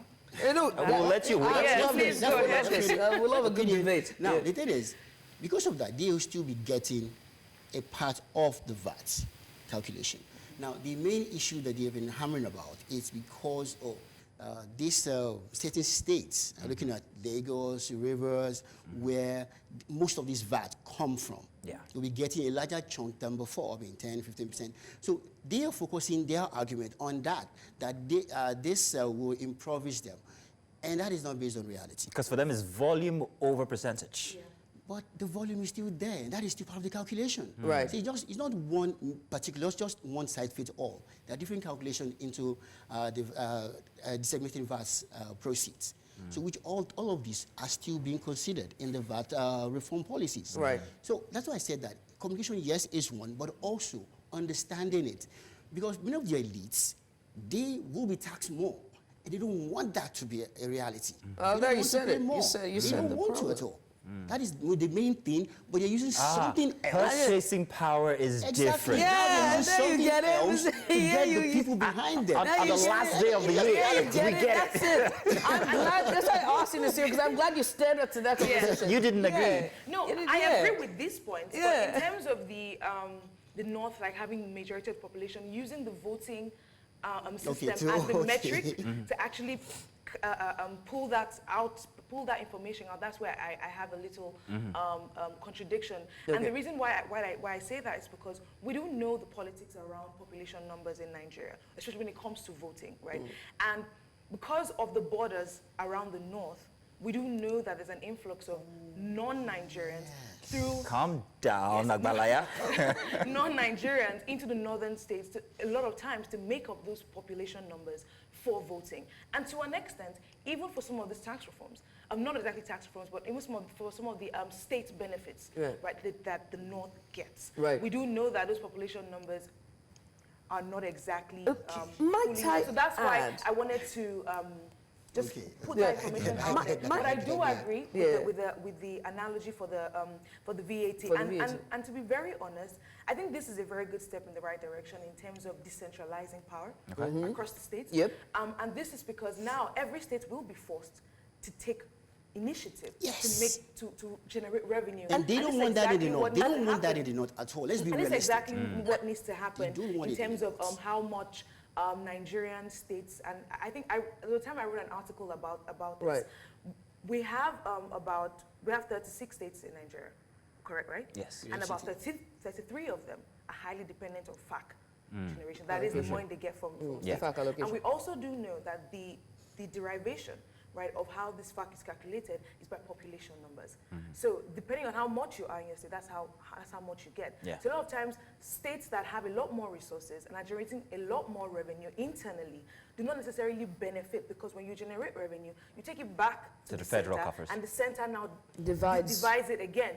So right now, again, I was just going to say, all states will be forced to do what needs to be done. And what this will make us do, when you think of how the US is structured, how like the New York has to make sure that they focus on technology to generate revenue. Texas is focusing on something else. On the agricultural sector and the oil. This is what's going to happen in Nigeria. Judith. I wanted to add something to what you were talking about, you know, the borders in the north and indigents of the north and who is not Nigerian. It took me back to when, remember, President Muhammadu Buhari was fixing the road between, I've forgotten the border town now, into Niger. And when they asked him, why are you focused on building that road? Why are you focused on fixing that road and building rails on that road? He said, and I quote, I'm going to try to paraphrase what he said. He said, I have cousins that are from Niger. And I have that. Can you now tell me that? No, he said, from my mother's Is it your northern route? Is it your northern road? You know, why are you telling me? You know, I get it. I'm taking this, right? You know, Yes, northern Nigeria, as far extensive as to Ghana, they have the Hausa Fulani tribes there. Of course, Niger has mostly Hausa Fulani. Yes, in that context, he's spot on. But let's not forget that Niger is a landlocked country. So it makes economic sense for a road to be in Tunisia or a rail track that Nigerians can bring their goods to Nigeria to sell. Also, if you want to export, we have the ports. They don't have a seaport. So bringing the goods here, they could also export. That is also another revenue channel for Nigeria. So it is, yes, I believe that will be sentimental on his part. But it's still a business. Just a second, Nas. Oh, we have no time, but I just wanted to also mention one other thing that was very, very important for 2024, and that's the Dangote refinery, while we're talking about roads and transportation. What might have seemed to be sabotage on the part of the NNPCL, many have argued, and the effect on what we finally got. We thought he was the Messiah. No, it's not. Well, I argued that he was not, that he was a businessman, and everyone was coming for me. Let them. Okay, so who's good first? Please. Okay. All right. Let's be realistic. Let's be realistic. Dangote refinery, first and foremost, is situated in an export zone. So that means it is primed for export originally. Not for local. No. Now, let's be like 3-4 months before they actually started production. The vice president of that conglomerate, the manager of the refinery, said that they would price their product in dollars. He held a press conference, mentioned it. But unfortunately, most of us didn't pay attention. So when he brought it out and it was higher than NMPC, everybody was shouting. we've forgotten also that there was a partial subsidy that NNPC was still paying before then. The phantom subsidy. Of course, when Dangote refinery started, they said, oh, wow, okay, fine, we have local capacity right now. Right. Yes, hands off. NNPC did that. They hands up. So the price went up. It is just reality. Maybe, I want you to answer another question, and forgive me. Yeah. Because we're pressed for time, and there's so many we've got to get to, because the economy is really what was so important for us this year. Are we primed for investment come 2025? I ask because of the exits of the multinationals that we saw. We also saw very important mergers, especially in our oil and gas sector. NAS is doing that thing where he wants to answer another question. Now we're out of time. And we also saw IMF now on our neck with our debt servicing. Yeah. Are we primed with the touting of the foreign exchange, flouting the naira? Yes, Are we primed for investment come 2025? If I'm to answer the question on a scale of 1 to 10, I'll put it at 5. Ooh, and the reason why that I say is 5, average. Yes, and the reason why I say 5 is because the kind of investment that we're trying to attract, which is long-term investment, those investors are still not yet incentivized enough. And the reason why I say that is because the approach we've taken to the reforms that we've put in place are very much just very attractive to short-term investors. And that's why we saw an influx of short-term investors into Nigeria in 2024. The goal now is to make sure that the reforms that we've taken and put up in place, we begin to start seeing some of those benefits, right? And by benefits, I mean, number one, we're beginning to see food prices decline. We see the exchange rate more stable. We see infrastructure development take place a lot more and in places that will be lucrative for long-term investors. And the reason why I say this is because if you're doing a road network may be from Lagos-Ibadan Expressway, I'm just assuming that's road network that you are trying to fix. Right. Meanwhile, there's an export-free zone that needs some good roads. Investors are looking at, okay, where are your priorities? What exactly are you trying to achieve here? So we also have the Badagry Road, things like places that are more lucrative for businesses, and especially in terms of taking advantage of the AFCTA, that we're now seeing more countries in Africa begin to accept, develop, and actually push through in 2024. So question is, what's Nigeria doing about that? We have a lot of ports. We have a lot of trading activities that should be going on. So basically, point is 5 as an average for long-term and stable investors. And you did all that while you bumped the Lagos-Calabar Highway. Interesting. So you see, these are the issues. These are the issues. What we're planning to do, or the government said we're going to do Lagos-Calabar Expressway, some businesses were basically plowed out of the ground. I'm thankful you're saying this. And where are we with that? So those are the things that long-term investors are going to look at. So are you telling me if I bring my money in today, tomorrow you can wake up in 10 years and tell me that that's not the grand plan? Where will my investments go? So they need to be encouraged to want to bring in their money. And until they see that encouragement from the fiscal side of the economy, they will continue to wait and see. Nasir, I have to ask you, because we're pretty much out of time. 2025, with the budget and the debt servicing that is, can we meet that target for IMF to look at us and say, okay, these people are serious people, let's shake body small for them? Yes, and maybe. Reality. See, Nigeria's major problem is not the budgeting. Really, it isn't. I agree. It is always the implementation. Yes, that I agree as well. We have wonderful ideas. Now, before the show started, I was talking, I think to baby, that we have been talking about dry season farming, but we haven't done it yet. The flooding that happened in the north should not have happened. That is a means of irrigation. Right.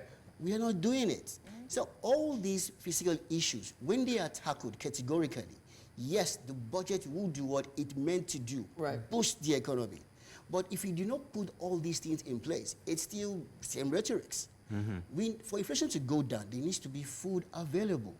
And if you don't tackle insecurity, make sure that farming is all year round. There's adequate storage for this. Processing, of course, the value chain. NAS, I'd like to say I'm sorry. To maybe I'd like to say thank you. Thank you too, but thank you too. It's you. not enough time. It's an excellent, fantastic conversation. And come 2025, can we have this again? Now, this time it's respect. Definitely. So please, we're going to do this again, first or second show or week. And I'm hoping that you'd look even Prospects much more for radiant. 2025. We look forward to it. Thank you, lady.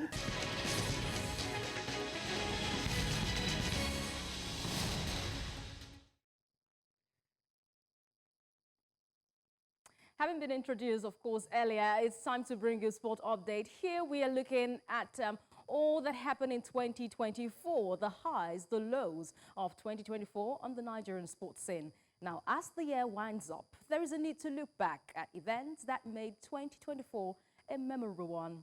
The year began on a good note for Nigeria on the sporting scene, though a year filled with both exhilarating victories and frustrating setbacks. Nigerian athletes, they made history, showcasing immense talent on the world stage, while also navigating the country's ongoing administrative challenges. Now, let's look at the highs for 2024. 2024 trials for Nigeria began with athletics, where breakout star Olayinka Olajide, a 21-year-old sprinter, she's shown at the African Games 2024 in Accra, Ghana. She secured gold in the women's 4x100 meters relay, silver in the women's 200 meters, and bronze in the 100 meters. Now, her performance helps Nigeria finish second in the final medal standings behind Egypt at the African Games in Accra, Ghana. Now, Nigeria continued the year on a good note, where the senior women's basketball team, you know, the D Tigers, they made history becoming the first African team. I say it again, male or female, no other team has been able to make it to the quarterfinal of an Olympic game, but the D Tigers were able to do that in basketball. Though they lost 88-74 against the U.S. women's basketball team, but they headed home with pride, having sent shockwaves around the basketball world on the Nigerian scene and on the globe. Now, the trials continued further with individual prowess in Paralympic badminton, where Mariam Eniola Bolaji, she is an African product, a Nigerian product. She created history by winning a Paralympic bronze medal, becoming the first African and Nigerian to medal at the sport the Paris Paralympic Games. No other athlete has been able to win a medal in badminton. And Oluwapo Opeyori tried his very best possible, but could not clinch a medal at the Paris Olympic Games. Paralympics, ability and disability, we see Eniola creating that history. Now, to crown it all, at the 2024 Paralympic Games, Nigerian athletes brought home 7 medals, including 2 gold medals.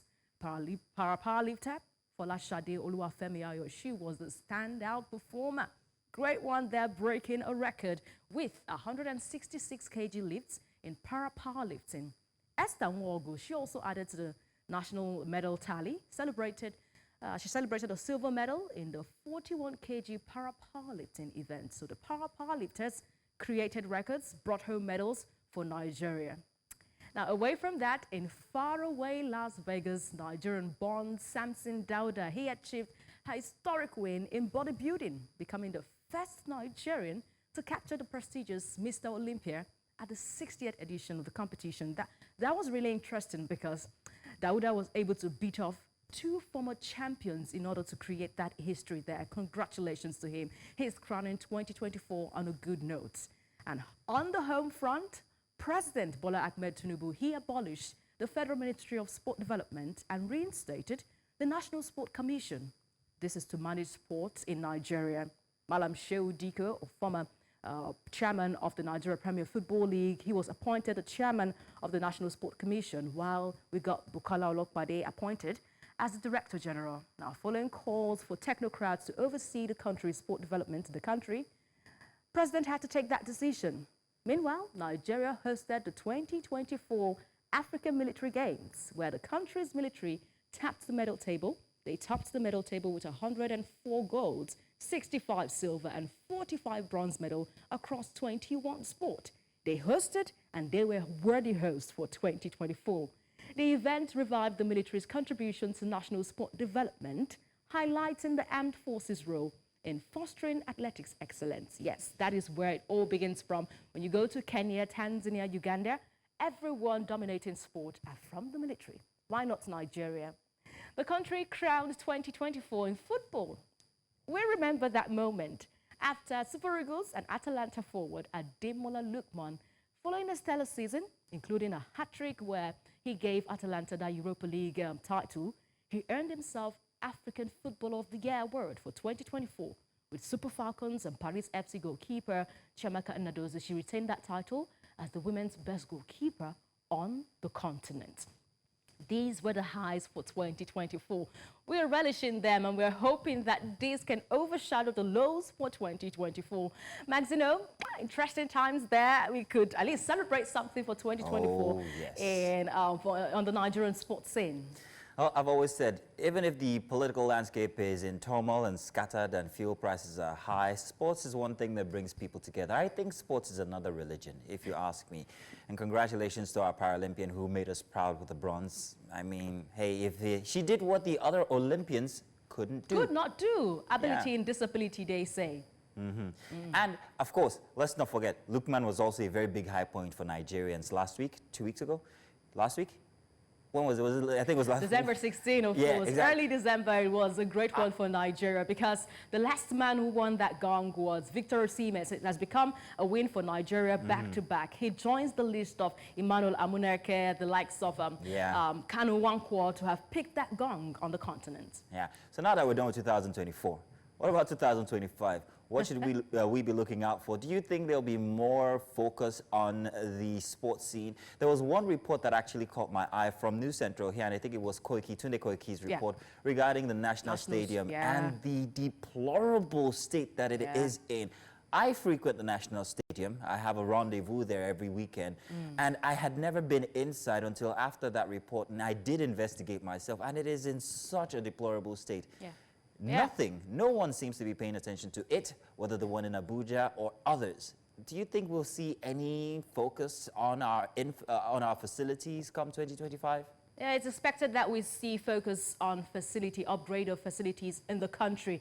Now, at the announcement and reinstatement of the National Sport Commission, of course, the president had envisaged that the National Sport Commission return sport to what it used to be before.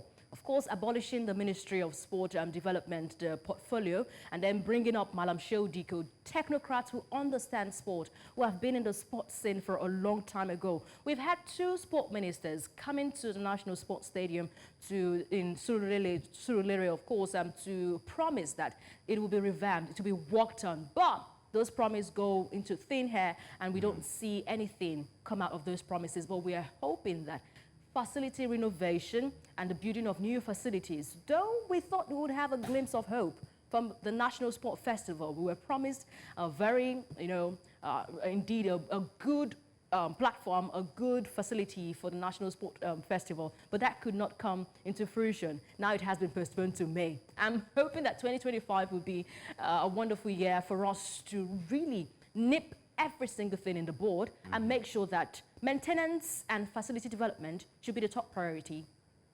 And in football, I also want to remember the back and forth that happened between Nigeria and Libya, how we were treated or how we treated them, or which one came first. What was your take on that? But at the end of the day, the verdict went in Nigeria's favor. So that's to tell you how they treated us, not how we treated them.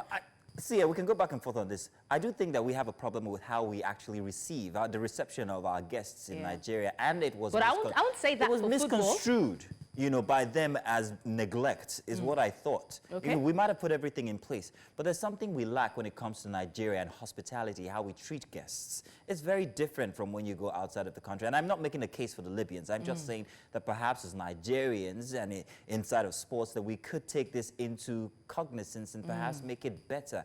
Tourism, we don't have a tourism culture, and that affects sports, whether you like it or not. I hope you agree. All right. I know that does not include sports because sport follow regulations from the continental governing body, and that was what the Nigerian Football Federation did follow. Let's, before I go into more conversation, Maxino, I need to tell you about the lows for the year. We can talk about the highs without talking about the lows. Yes, now, with all the spectacular performances mentioned earlier by me, the lows experienced in the year were equally significant and worthy of note too. It will help and teach us in order to make amends for what we did not do right in 2024. Now, the Super Eagles, of course, they fell short against host Ivory Coast in the 2023 African Cup of Nations. They finished as runners-up with a silver medal in that competition. The country also had a very disappointing Paris Olympic outing, which myself and Maxino did mention earlier. Of course, Nigeria failed to secure a medal back home in the country, not even a cup back home. Furthermore, the news of ex-international Finidi George's resignation shook the Nigerian football insane because it threw the Super Eagles' path to the African Cup of Nations qualification and the World Cup qualification in limbo.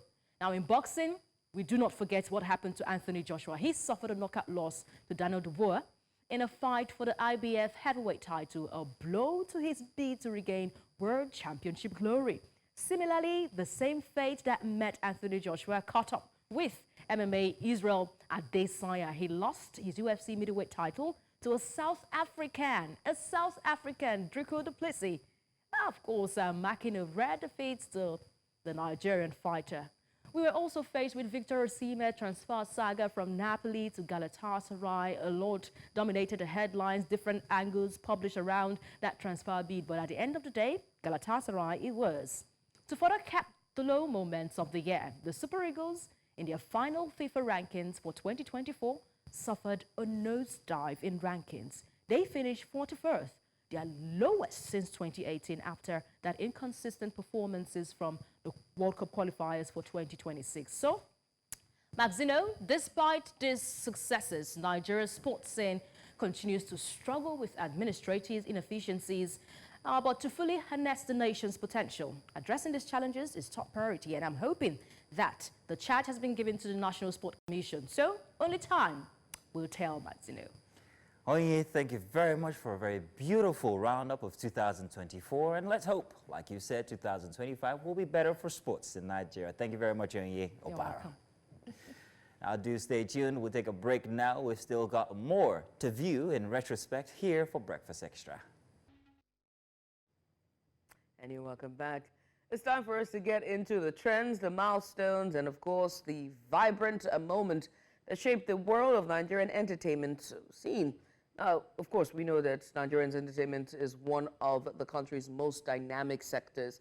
And in 2024, Nigerian entertainment continued to captivate global audiences, from record-breaking box office numbers and chart-topping music hits to the rise of fresh talent and new controversies as usual. It's been a whirlwind of growth, glitz, and gaps. Yes, indeed it has.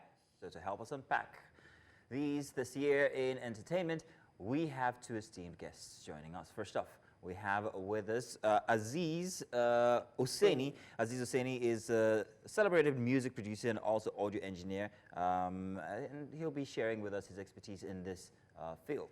And also here in the studio with us, you saw him from earlier, is Akinduro Olusegun. He is our violinist that had a very interesting interaction with Judith during the monologue there. Gentlemen, you're welcome. Thank you very much for joining us. Let's do 2024 in retrospect for entertainment. Aziz, let's come to you. Let's ask first what your high point was for 2024 when it comes to entertainment. Oh, that's a good question. I would say 2024 is the year of Ashake. And I say this because a lot of people thought 2023 was going to be the year where Ashake dominated the music industry, but it turned out that 2024 was an even bigger year for him. So for me, I think the high point of the year was just the fact that artists like Ashake, like Burna Boy, Wizkid as well, to an extent, Davido continue to create more waves, taking the Nigerian music industry global and worldwide. I particularly think that we are just beginning, and I think that we're going to see more of this happen going forward, even in the year 2025. Now, Shakur here in the studio with us. You gave us a very interesting backing for Judith's.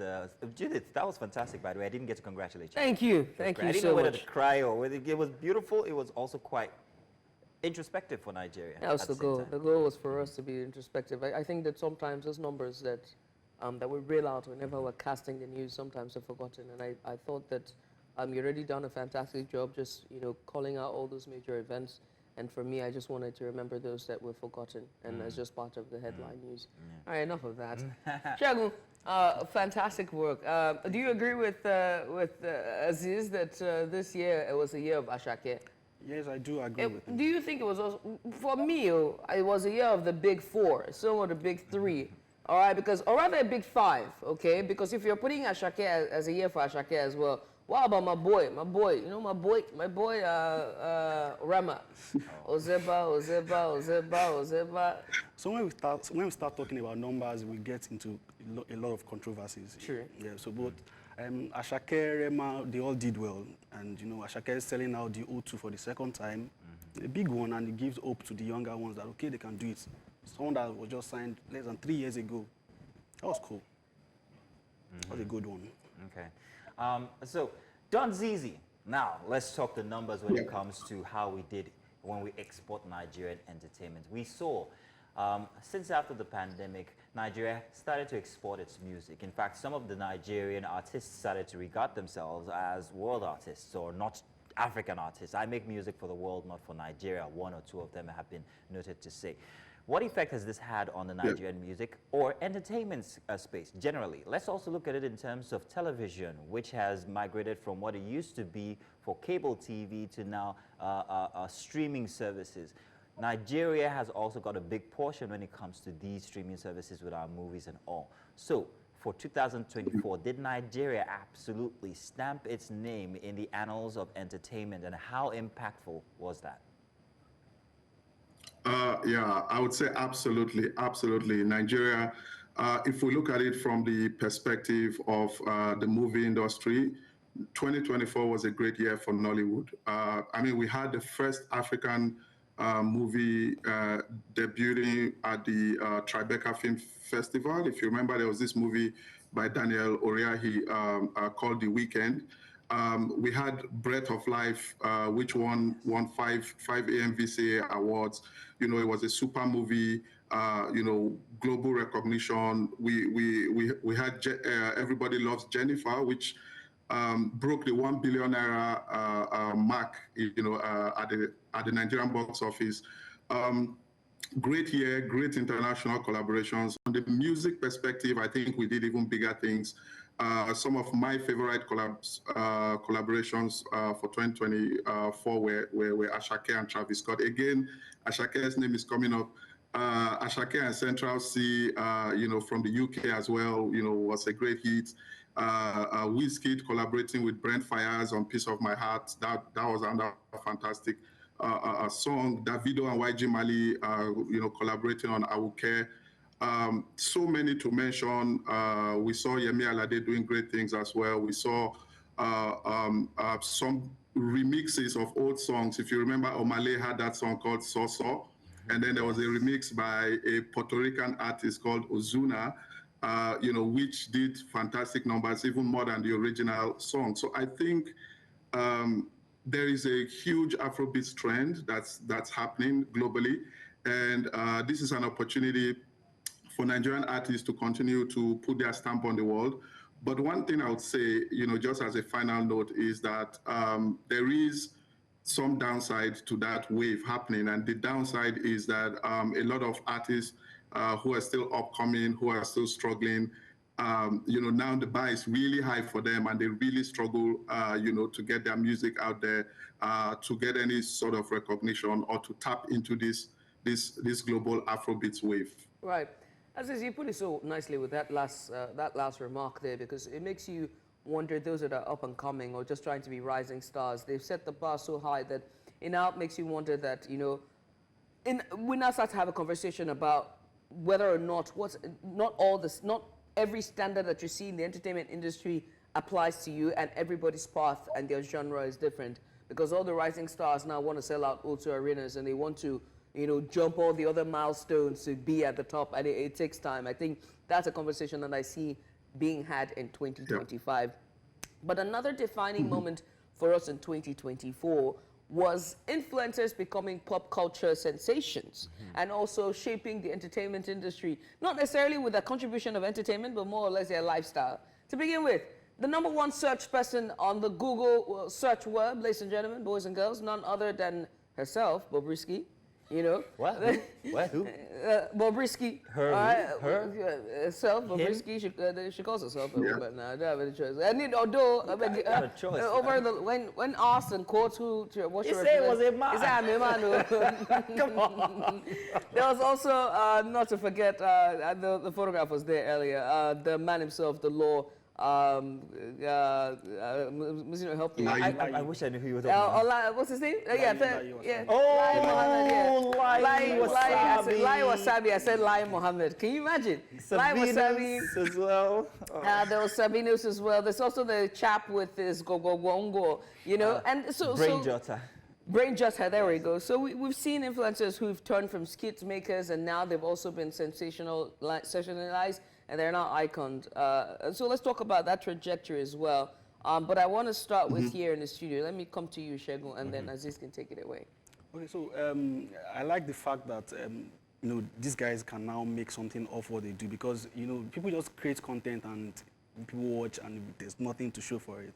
But now we're now in a world where people can monetize their content, and so the talent that is, it's, you know, before we just see the music artists making money and all of that. But I mean, this is time for content creators to just suck out of that niche. Well, how would you suck out of it? Because you also have a very specialized niche. You are classical music, so I'm wondering, because we've seen these kinds of marriages between movie and music or online sensations in Nollywood. For classical music, it's a very different ball game, because you have to create that bridge. For 2025, how can people who are engaged in classical music bridge that with social media to try and expand their audience? So I do not want to say, saying classical music means you're putting a musician in a box. Okay. Okay. So as a violinist, I could be an Afrobeat violinist. I could as well play classical music. I agree. I play classical music, and I can as well do other stuff.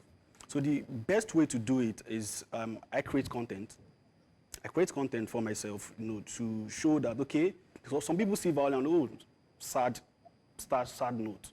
No, that's not what violin is about. Violin brings joy. You know, it depends on what you want to depict, and that's what it is. Oh, I love classical music. I love it. I feel like it's the most elitist music on the face of the planet. Elitist. Yeah. Elitist, yeah. Yeah, and I love it so much because nobody can appreciate arts the way the bourgeois can. I'm joking. All right, it's a joke. But Aziz, let's hear from you as well. Your take on this bridging the gap. You know what I mean? Yeah. No, the influencers and the content creators and the skit makers that have now metamorphosed into celebrities of their own rights and repute. Yeah, absolutely. I think one thing that really stands out here and I want to talk about is the influence of technology. Technology is the biggest driver of entertainment right now. Social media has basically bridged the gap, created a complete integration of all the different aspects of entertainment. And I'll give you an example. The influencers you're talking about are so big right now that they can make a song go viral. And so a lot of artists who want to push their music have to pay those influencers, you know, to basically help them use those songs in their skits. The guy you were talking about, Brain Jota, when he did the Gwagwa, you know, this was a song that was released like way back, like 40 years maybe ago. And then, you know, it became a viral hit again, and everyone was going back and trying to appreciate that old song. And so you also have instances where influencers are actors, are participating in movies. Lai has been in several movies. Mr. Macaroni has been in several movies. Brother Shaggy has been in several movies as well. And so we'll continue to see this sort of amorphous transition happening between various forms of entertainment. Someone who is, I mean, there's this guy called Nas Boy, you know, he's an online comedian. He's a skit maker. But Nas Boy has released some of the best music in the last 2 years. You know, he had that song called, you know, You Be My Umbrella, you know. So this is something that's going to continue to happen. And I think that going into 2024, we are going to see more influencers, more content creators, sort of skirting, you know, the boundaries between music, movies, and other aspects of entertainment. And Aziz, as we talk about, you know, all the aspects of entertainment, let's also talk about the downside, right? We saw the news, okay, of Netflix saying that they were divesting from Nigeria. Although they've come out to say they're not going anywhere. But one thing is certain, when it comes to the investments of only time will tell in 2025 how they would invest in filmmaking and content creation for West Africa and specifically for Nigeria. But we've also seen from 2022, we saw the numbers. South Africa was getting much of that portion when it comes to investments for content creation and filmmaking more than it was for Nigeria. We saw that from 2022 and now 2023, 2024. And I'm certain, I feel like it would also still reduce come 2025. And so I have to ask you, which streaming platforms, and we also saw streaming platforms leave as well. Which one of them left Nigeria? I think, I can't remember the name now. I don't know if it was Prime, but one's already left Nigeria as well. They're still going to provide the services, but it's just going to be skeletal. With all of this, we saw music entertainment take off, or rather the Afrobeat scene take off. We saw Ashake sell out O2 again. We've seen it take a soul. What is the challenge for Nollywood to get to that international platform where we can go toe-to-toe with South Africa, and streaming platforms like streaming giants like Apple, Prime, and Netflix will not reduce the portions of, of investment for Nigeria with every quarter, with every year? Yeah, so I'll just address your question with 3 quick points. The first is, when the challenges you see in the entertainment industry, especially, what happened with Netflix, where we had of people getting these big budgets and not using all of it to make movies and using, some of it for, to buy cars and mansions and all that, is a reflection of the society. And so as far as you have these problems in the society where there's a lot of corruption, there's a lot of lack of trust, and people are basically not living up to those moral standards, that will also reflect in the entertainment industry. It's happening in music, it's happening in the movies. And so that's the first thing. But the second thing to say is that the people who create those platforms, or who run those platforms, I'm talking about Netflix, I'm talking about Prime Video, I'm talking about the international record labels, they are businesses and they want to make money, right? And so when you want to make money, you go with the demand. And so as far as there's consistent demand for Nigerian movies across the world, it's very strong in Africa. I think that Netflix and Amazon Prime will continue to invest in Nigeria. I also think that this is the third point I want to make is, we also need to think about homegrown platforms. Nigeria is such a blessed country. I think that we have pioneers, we have people who have done great things. We don't have to wait for international platforms to push our content across the globe. If you remember, there's this lady, I can't remember her name now, who was a big Nollywood actress who was married to Jason, and they founded the Iroko TV platform. And Iroko TV went on to be a major content distribution platform. So I think if we have more people coming up to establish platforms, for those of us who are in the diaspora, I think that we can actually put together a platform where we market or push Nigerian content to global audiences. I think that would definitely make a difference going forward. Make a difference indeed. Don Zizi, I want to say thank you very much for taking out the time to actually, give us your expertise on this. But I'm going to do something very interesting here. I'm going to ask Olusegun here in the studio because I'm so jealous of what he did with you, Judith. So I'm going to ask him to give me something energetic while I sign out this segment here, thanking you, gentlemen. So I don't know, something energetic? I don't know. What you got? I trust him. He's really I trust him too, but let's see how this pans out. So you just go and I'll go. So ladies and gentlemen, we'd like to say thank you very much for spending this time with us to analyze what it was like for 2024 when it comes to entertainment. A big thank you to Don Zizi and of course our violinist here, Olusegun. Do stay tuned because we have one more segment to look at in retrospect for 2024. Only if you stick around. Thank you very much. That was a good twist. Oh, bravo! I want to see you at Muson. Do you play Muson?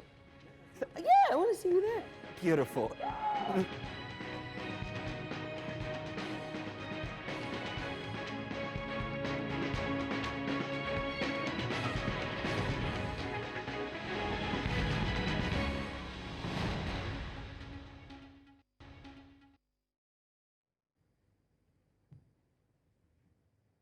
And you're welcome back. It's time for us to delve into the events that shaped Africa on Focus Africa for today.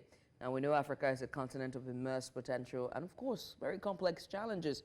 So from political transitions and economic strides to conflicts and climate crisis, 2024 has been a defining year for Africa as well. But amidst these challenges, there have been inspiring wins as well, and also democratic gains and renewed calls for a united and prosperous continent.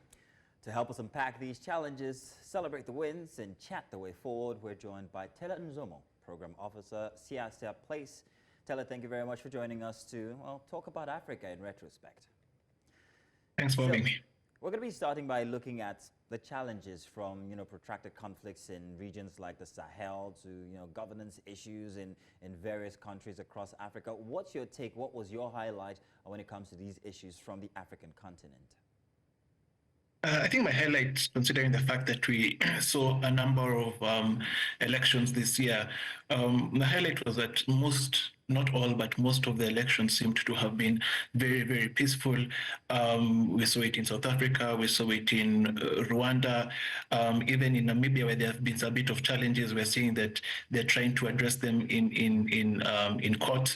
The elections, by and large, have been peaceful, although we're starting to see issues, of course, in Mozambique and other areas. And of course, here in Kenya, just seeing the number of young people, and even across Africa, the number of young people who've been heavily involved in political issues and trying to address issues, both on social media and even through, physical means. Right. Let's talk about South Sudan and Sudan as well, and all the issues that's going on in that country. That is an issue that some of the time, although there's a bit of focus on there, but not as we'd prefer, right?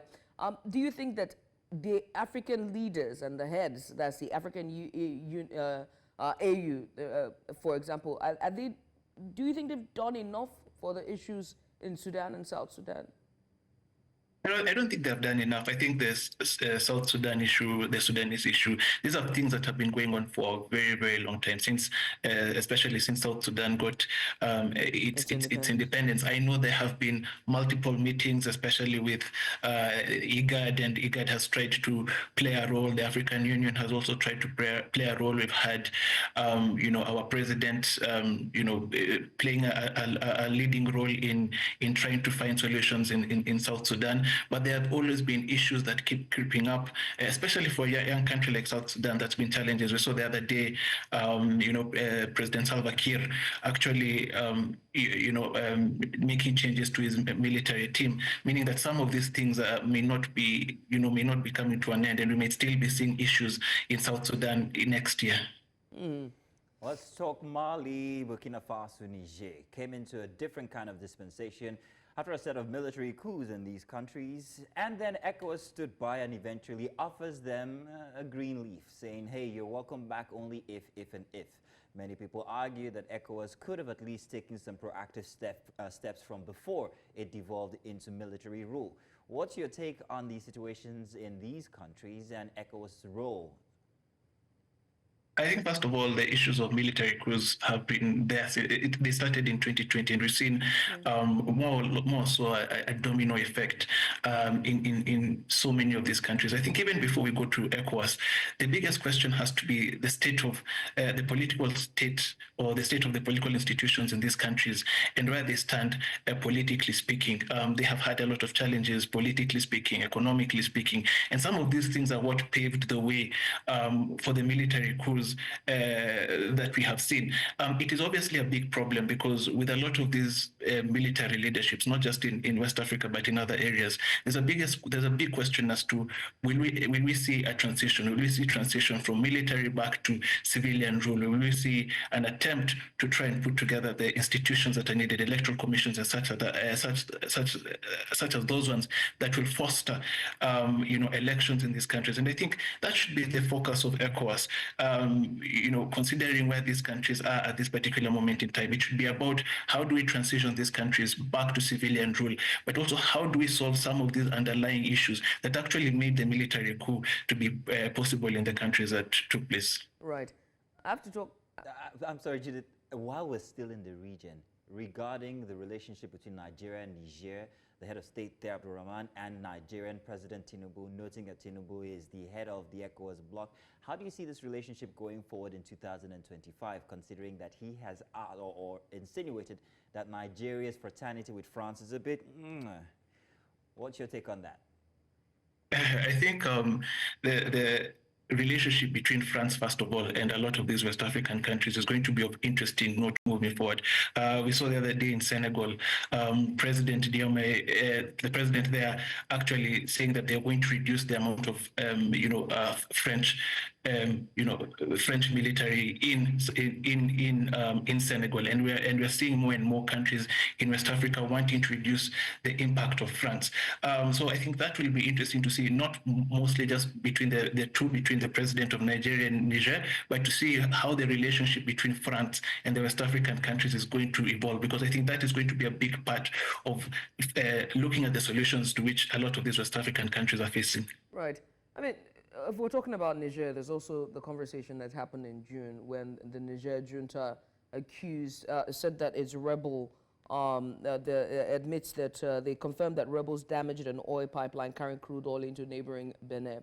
And there was also more like a snafu between both countries at the time. And this has to do with security and oil and gas as well, especially crude oil, because also Nigeria and Niger is also having their own role regarding pipeline attacks as well. So let's talk about crude oil, oil and gas, and insecurity, and the triad of all three in West Africa. Yeah, that seems to be a perpetual problem that we are seeing, not just in Africa, but in so many places where the resource that is oil, as important as it is, as beneficial as it can be, has caused so much conflict across, across different areas and different places. I think it will be interesting to see now the role now that our institutions, or not the institutions, but our organizations, as the African Union, that is now the rest of ECOWAS, and how they come into play to try and solve some of these problems. I think if you look at some of the issues that we've seen going back to the 2010, 2011, I think one of the things that came out clearly is that a lot of the solutions that we're going to see in Africa are going to be African-led. And if we are able to have the African Union especially take a leading role in trying to mediate some of these problems, it will be much better, and we'll see issues being solved. Right. I mean, lastly, before I let you go, we have to talk about China. We've talked about France, but China is also one huge imperial state, you know what I mean, that is very interested in Africa, and it doesn't seem to be relenting. And with their relationship with Russia, it begs to ask a bigger question about how it shaped 2024 and its prospects for 2025. Very quickly, because we're pressed for time.